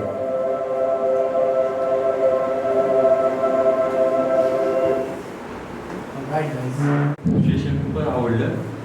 एक्सपिरियन्स बी खूप चांगला आहे मला आता जे सरांनी जे ऐकवलं त्यामधनं मला एक शांतता भेटली आणि कळलं की मी माझं हे करू शकतो. धन्यवाद. Okay, thank you. Thank you so much. Anyone? Guys? ठीक. ही गोष्ट खरी आहे म्हणजे माझे सगळं जाणवतं हे हकीकत आहे. बिल्कुल 100% खरं आहे. बिल्कुल. Guys, मैं आपको बता लोगों को पता नहीं होता है कि उसे यूज़ कैसे करना। अगर आपको ओके फॉर एग्जाम्पल दोस्तों आप मुझे बताओ वाई दिस कोलाबरेटी ये गाना में आपको क्या समझ में आता है? क्या समझ में क्या आता है वाई दिस कोलाबरेटी? कुछ भी नहीं राइट। लेकिन फिर भी हम क्या करते हैं उसे याद रखने की कोशिश नहीं करते, उसे मज़े के साथ सीखते हैं राइट। तो इसीलिए स्पेशली स्टूडेंट्स को मैं यहाँ पर जितने स्टूडेंट्स हैं मैं उनको बताना चाहता हूँ कि इसका मतलब क्या होता है आपको मेमोरी का तो कोई प्रॉब्लम नहीं है, आपको मेमोरी का प्रॉब्लम नहीं है ओके। आपको प्रॉब्लम क्या है पता है? याद करना। इसीलिए हमेशा मैं एक बात कहता हूँ एंड दैट इज कोशिश मत करो बस करो। कोशिश मत करो, जो भी आप चाहते हो डायरेक्टली करो, क्योंकि जब आप कोशिश करते हैं ना तभी आप खुद के माइंड को सवाल करते हैं कि ये मुझसे हो पाएगा, ये मुझसे नहीं हुआ तो, ऐसा हुआ तो, वैसा हुआ तो। वाई? जो है दोस्तों डायरेक्टली कर लो, आगे जो होगा वो देखा जाएगा, राइट? इसीलिए guys it is so important to understand कि आपके लाइफ में जो कुछ भी आपके गोल्स है, ओके, गोल्स के बारे में मैं आपको बाय द वे कुछ बताना चाहता हूँ। आपके लाइफ में जो कुछ भी गोल्स है वो आपको अचीव करने के लिए आज के इंसान, ओके, आज के इंसान में एक नेगेटिव चीज़ क्या है पता है? हमारे लाइफ में आज छोटे गोल्स ही नहीं है, गोल्स डायरेक्टली बहुत बड़े हैं। और बहुत बड़े गोल्स मतलब क्या गोल्स है पता है? मुझे अंबानी बनना है, मुझे शाहरुख खान बनना है, नहीं दोस्तों। छोटे गोल्स से शुरुआत करो। फॉर एग्जांपल लेट्स से, देखो फॉर एग्जांपल मैं आपको एग्जांपल देता हूँ। This is my first live seminar, okay, on 27 में, मतलब इसी महीने में मेरे इसमें से काफ़ी सारे लोग थे जो ऑनलाइन सेमिनार था मेरा, ओके, जो काफ़ी लोगों ने अटेंड किया था। मैं चाहता तो ये सेमिनार में काफ़ी अच्छे इसमें भी कर सकता था, लेकिन this is my learning process. मैं अभी भी सीख रहा हूँ एवरी डे, ओके। मेरे जो गुरु हैं उन्होंने मुझे हमेशा एक बात सिखाई है, एंड दैट इज कि स्वप्निल, हर दिन तुझे कुछ ना कुछ नया सीखना है। So it can be anything guys. May be आपके लिए एक बुक होगा, किसी के हर एक की हॉबी अलग अलग होती है। किसी को बुक रीड करना पसंद है तो बुक रीड करो, किसी को मे बी कुछ दूसरा करना पसंद है तो दूसरा करो, किसी को कोई पेंटिंग करना पसंद है तो पेंटिंग करो। आपको गोल सेटिंग जो है ना दोस्तों, कम से कम आपको, मैं आज के लिए मे बी आप होमवर्क कह सकते हैं, टास्क कह सकते हैं इसे, जब भी आज आपके आप घर पर जाओगे तभी आपको 5 गोल्स लिखने हैं। यस, आपको 5 गोल्स लिखने हैं, और वो 5 गोल्स कोई भी हो सकते हैं। एग्जाम्पल देता हूँ, फॉर एग्जाम्पल मेरा गोल है अभी current I am learning Korean language, so may be अभी सितंबर चालू है, यस 26, सो दिसंबर तक मुझे फर्स्ट लेवल कंप्लीट करनी है या नहीं, सिर्फ फर्स्ट लेवल। अगर मैं सोचूंगा कि नहीं, जैसे कि मुझे बहुत आगे तक जाना है, मुझे C1 C2 करना है, वो नहीं होगा। छोटे गोल्स, मे बी किसी स्टूडेंट के लिए वो हो सकता है कि मुझे एग्जाम में 95% स्कोर करना है, उसे लिखो, उसे हर रोज को, रात को, सुबह जब भी आप उठो उसको देखो, उसके लिए मेहनत करो, एफर्ट्स लो। किसी के लिए हो सकता है, मे बी यहाँ पर मेरे काफ़ी सारे स्टूडेंट्स भी हैं, किसी को लगता है कि मे बी मुझे जॉब चाहिए, ओके, तो उसके लिए एफर्ट्स लो गाइस। देखो, एफर्ट्स लेना आपके हाथ में है, ठीक है, एफर्ट्स लेना आपके हाथ में है। आगे वो होगा या नहीं होगा, it does not depend on you, okay. इसी के साथ दोस्तों हम आगे बढ़ते हैं नेक्स्ट लॉ की ओर, and that is the law of giving. आप कहोगे sir the law of receiving बताओ, okay guys, but this is the law of giving and then receiving. एक बात याद रखो, इस कुदरत को अगर आप एक बीज दोगे तो वो रिटर्न में आपको 1000 बीज देगा। इस कुदरत को अगर आप एक बीज दोगे तो रिटर्न में आपको 1000 बीज देगा। And that is what I am trying to tell you all, कि अगर इस कुदरत को आपने कुछ दिया तो आपके लाइफ में वो मल्टीप्लाई होकर आएगा। अब ये चीज़ जो है ना वो सब जगह अप्लाई होती है, लेकिन आज हम डिस्कस करने वाले हैं 2 मेजर एस्पेक्ट्स के द्वारा, and that is money and relationship. Okay guys, बहुत अच्छी बात बताने जा रहा हूँ, ध्यान से सुनना। सबसे पहला हम लोग डिस्कस करेंगे अबाउट मनी, यानी कि पैसा। पैसों का इंटरनेशनल लेवल पर क्या वर्ड है? पैसों का इंटरनेशनल लेवल पर क्या वर्ड है? करेंसी। करेंसी शब्द पढ़ा था करंट शब्द के ऊपर से, और करंट का मतलब होता है बहना, यानी कि फ्लो करना, ओके। अभी फॉर एग्जांपल लेट्स से कि मेरे पास जब आरबीआई में से 500 रुपये आते हैं, जब मेरे पास 500 रुपये आते हैं तब उसकी कीमत क्या होती है? What is the value of that note? क्या वो 500 होती है? क्या लगता है आपको? Anyone? Yes, is it 500 note? वो है फिजिकली मेरे हाथ में, लेकिन उसकी वैल्यू क्या है पता है आपको? It is 0, okay. जब मैं आरबीआई से 500 रुपये लेकर आता हूँ तो उसकी वैल्यू 0 होती है, okay. For example let's say कि मैंने 500 रुपये लिए और यहाँ पर वो श्रावणी, मैंने यहाँ पर श्रावणी को 500 रुपये दिए और उनसे कोई चीज़ खरीद ली, ओके, तभी उसकी वैल्यू होती है 500 रुपये। अभी फॉर एग्जांपल श्रावणी ने वो वही 500 रुपये लिए और सानिका, ओके, सानिका को दिए और उनसे कोई चीज़ खरीदी, तभी उसकी वैल्यू क्या होगी पता है? 1000 रुपये मेरे लिए। अभी फॉर एग्जांपल सानिका ने वर्षा को दिए 500 रुपये और उनसे कोई चीज़ खरीदी, तभी उसकी वैल्यू कितनी है पता है? 1500 रुपये, यानी कि 1500। तो वो 1500 रुपीज़ किसी ना किसी तरीके से मेरी ज़िंदगी में वापस आने वाले हैं। इसीलिए दोस्तों नॉलेज जो है, कभी भी एक बात ध्यान रखो, कभी बहुत इंपॉर्टेंट बात बताना चाहता हूँ, ध्यान से सुनना।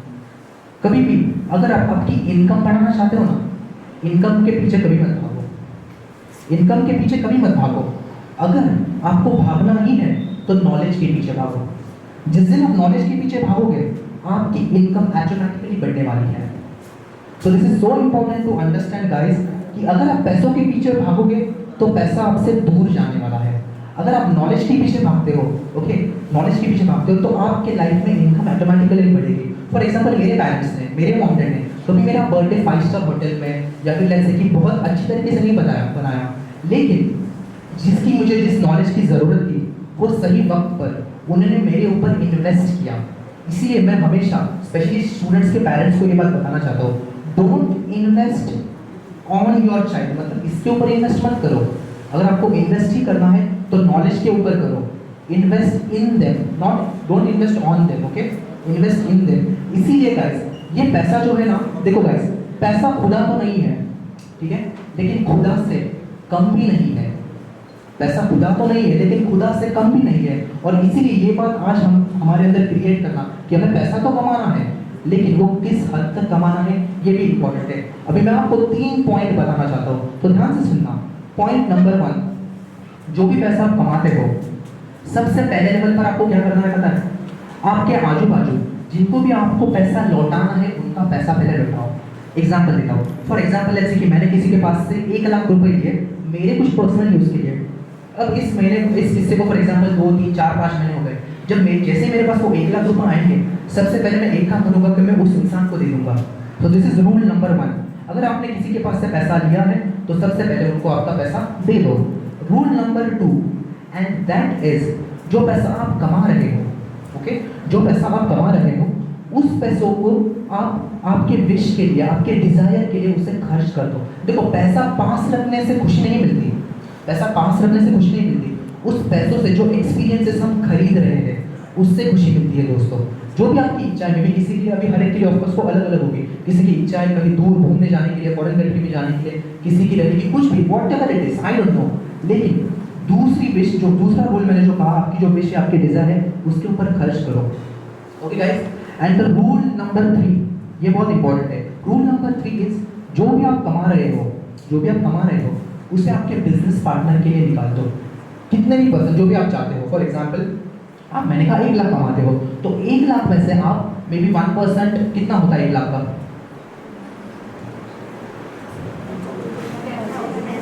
10,000 1000 ऑफ कोर्स 1000, यस। सो 1000 होता है, राइट? तो 1000 अगर 5% 5000, 10% 10,000, तो आप जो कुछ भी चाहते हो, ओके, जो कुछ भी बिजनेस पार्टनर के लिए आप वो निकाल कर रखो। अब वो बिजनेस पार्टनर कौन है पता है? आप कहोगे भी कौन? Any guess? एग्जैक्टली आपके भगवान, आपके ईश्वर, आपके खुदा, आपके अल्लाह, जो कुछ भी आप मानते हो उनके लिए आपको गाइस जो भी परसेंट है उसके लिए आप साइड में निकाल के रखो। साइड में निकालना, ध्यान से सुनना, बहुत इंपॉर्टेंट बात बताने जा रहा हूँ। साइड में निकालना मतलब ये नहीं है, क्या करना है पता है? साइड में निकालना मतलब अभी काफ़ी सारे लोग क्या करेंगे पता है बाद में? मंदिर में जाकर रखेंगे। मंदिर में जाकर रखने के लिए नहीं कह रहा, एक बात ध्यान से सुनो, उनके इतने भी बुरे दिन नहीं आए हैं कि उन्हें हमसे पैसा लेना पड़े, राइट? उनके इतने भी बुरे दिन नहीं आए दोस्तों। जो हमें फूल दे रहा है उसे हम फूल चढ़ा रहे हैं, पता नहीं किसे फूल बना रहे हैं, राइट? गेटिंग? सो इसीलिए दोस्तों देखो, हर एक के लिए वो अलग, आपकी चॉइस की बात है। मतलब मेरे लिए पहले भगवान का कंसेप्ट बहुत अलग था, अभी कंसेप्ट बहुत अलग है, ठीक है? इसीलिए जो चीज़ें मैंने सीखी है मैं आपको यहाँ वही चीज़ें बता रहा हूँ। फॉर एग्जाम्पल शिव भक्त होगा, लेकिन देखो मेरा इंटेंशन किसी को हर्ट करना नहीं है, एक प्रैक्टिकल एग्जाम्पल मैं दे रहा हूँ जिससे आप मे भी कुछ सीख सकते हो। तो आज शिवरात्रि के दिन tons and tons of milk is wasted in gutter, okay? लेकिन अगर फॉर एग्जाम्पल आप में से किसी ने महाशिव कुरान पढ़ा हो तो, अगर नहीं पढ़ा हो तो I don't know, I mean आप आपके गुरु, आपके टीचर से पूछ सकते हो। लेकिन उसमें क्या लिखा है पता है महाशिव कुरान में? कल मैंने एक बहुत ही अच्छा एग्जाम्पल पढ़ा, उसमें एक पर्टिकुलर गाय बहुत लेट आती है। वो देखते हैं कि वो गाय लेट क्यों आती है। एक दिन वो उसका पीछा करते हैं, और जैसे वो पीछा करते हैं तब उन्हें देखने को मिला कि वो गाय एक जगह जाती है, वहाँ पर कुछ पत्ते थे, वहाँ पर अपना दूध देती है और वहाँ से आगे निकल जाती है। अब ये ग्वाले जो थे ये वहाँ पर जाते हैं, वो पत्ता हटाते हैं और वहाँ पर एक शिवलिंग था और वहाँ पर लिखा था आपका सबसे सर्वश्रेष्ठ चीज़ जो है वो आप त्याग कर सकते हैं। अभी इसमें मुझे बताओ कि दूध का कहाँ से कहाँ तक लेना देना है। दोस्तों देखो, मैं ये नहीं कह रहा आपसे कि दूध मत दो, लेकिन दूध किसको तो पता है, जो मंदिर के बाहर 5 ज़रूरतमंद लोग हैं ना, उनको दे दो। आपकी चॉइस की बात है, आपको अगर वो अच्छा लगे तो वो करो। हर एक की देखो, ऑफकोर्स हर एक की सोच अलग अलग रहती है, राइट, हर एक की सोच अलग अलग रहती है। लेकिन मेरे लिए भगवान की कंसेप्ट ये है, मेरे लिए भगवान मूर्ति में नहीं होते हैं।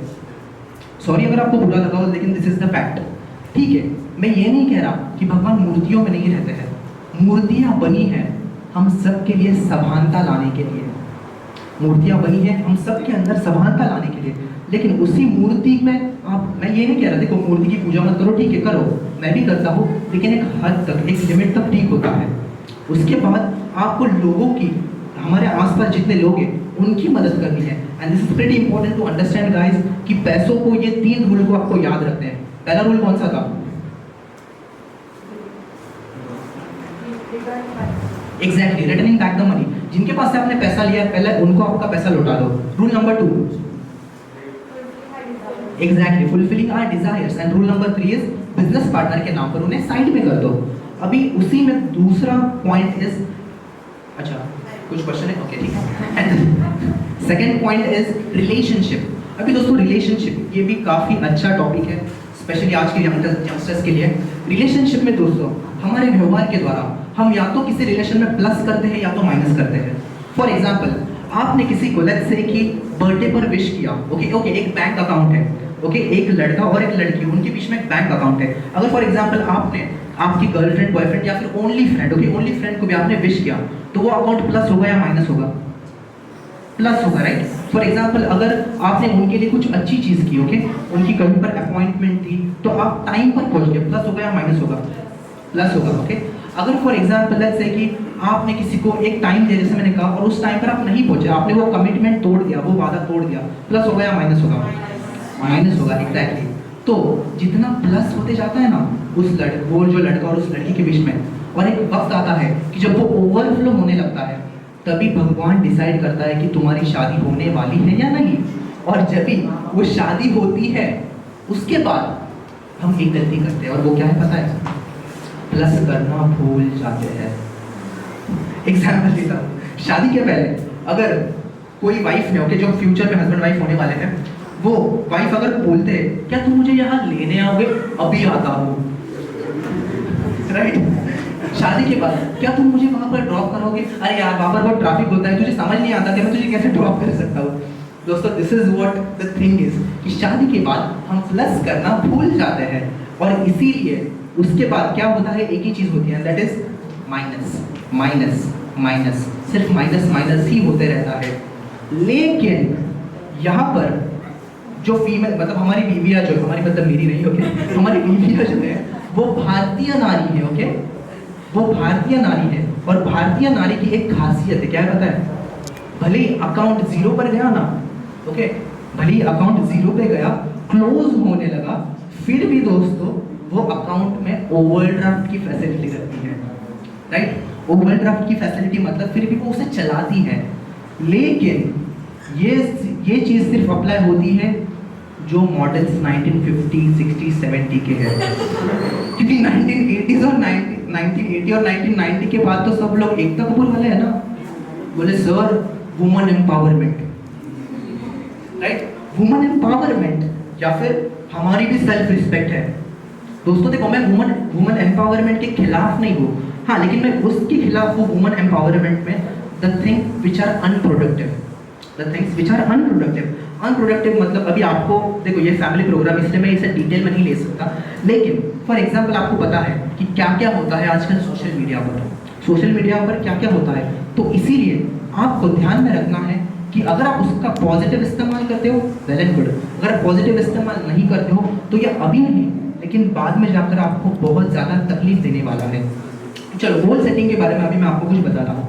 फॉर एग्जाम्पल, यहाँ पर जितने यंगस्टर्स स्पेशली उनके लिए, और जो नॉर्मल है उनके लिए जाएंगे, मतलब नॉर्मली यंगस्टर्स, ठीक है दोस्तों। अभी फॉर एग्जांपल कल संडे है, तो कल संडे होता है तो यूजुअली हमारी टेंडेंसी क्या होता है पता है? कि नहीं, कल संडे मुझे एक दिन छुट्टी मिली है तो मैं आराम करूँगा। मगर जो डेडिकेशन के साथ जीते हैं वो क्या करते हैं पता है? फॉर एग्जाम्पल कल संडे है तो कल 7 बजे का अलार्म लगाएंगे, यहाँ से मेहनत करते हैं वो, सुबह 7 बजे का अलार्म लगाएंगे, लेकिन वो स्नूज करके 9 बजे उठ जाएंगे। और जब वो लोग 9 बजे उठेंगे उसके बाद वो क्या करते हैं पता है? मोबाइल फ़ोन लेते हैं, व्हाट्सएप किसके मैसेजेस आए हैं, और जब वो व्हाट्सएप देखते हैं, फेसबुक देखते हैं, इंस्टाग्राम देखते हैं, उसके बाद 11 बजे जाकर दूसरे सोफ़ा पर लेट जाते हैं, क्योंकि सोफ़ा को बुरा ना लगे इसीलिए। अब सोफ़ा पर जाकर लेट जाएंगे, उसके बाद दोस्तों क्या करेंगे पता है? फॉर एग्जाम्पल कुछ खाना वगैरह खाएंगे, नाश्ता करेंगे, एंड आफ्टरवर्ड्स दोपहर का खाना खाने के बाद एक व्हाट्सएप ग्रुप क्रिएट करेंगे। व्हाट्सएप ग्रुप क्रिएट करेंगे। क्यों क्रिएट करेंगे नया ग्रुप पता है? क्योंकि उसमें जो आमिर करके बंदा था ना, उसे नहीं लेकर जाना था, और उसे रिमूव किया तो बुरा लगेगा ना, राइट? इसीलिए दोस्तों हम नया ग्रुप क्रिएट करते हैं, और ग्रुप पर फालतू डिस्कशन होता है। फालतू डिस्कशन मतलब क्या होता है? जैसे कि फॉर एग्जाम्पल फालतू डिस्कशन, आज शाम को हमें 7 बजे मिलना है, तो कोई बोलेगा यहाँ पर मिलते हैं, कोई बोलेगा वहाँ पर मिलते हैं, कोई बोलेगा नहीं ये जगह अच्छी है, कोई बोलेगा वो जगह अच्छी है, और 1.5 घंटे बाद डिसाइड होता है वहीं पर मिलना है जहाँ पर कल मिले थे। स्टार्ट। ओके गाइस, सो आज का सेशन हम लोग यहीं पर एंड करते हैं। एक बात जो मैं हमेशा कहना चाहता हूँ, आज भी कहूँगा, एंड दैट इज भगवान जो है वो इंसान से कहते हैं तू वो करता है जो तू चाहता है। भगवान इंसान से कहते हैं तू वो करता है जो तू चाहता है, मगर होता वो है जो मैं चाहता हूँ। इसीलिए तू करना शुरू कर वो जो मैं चाहता हूँ, तो होगा वो जो तू चाहता है।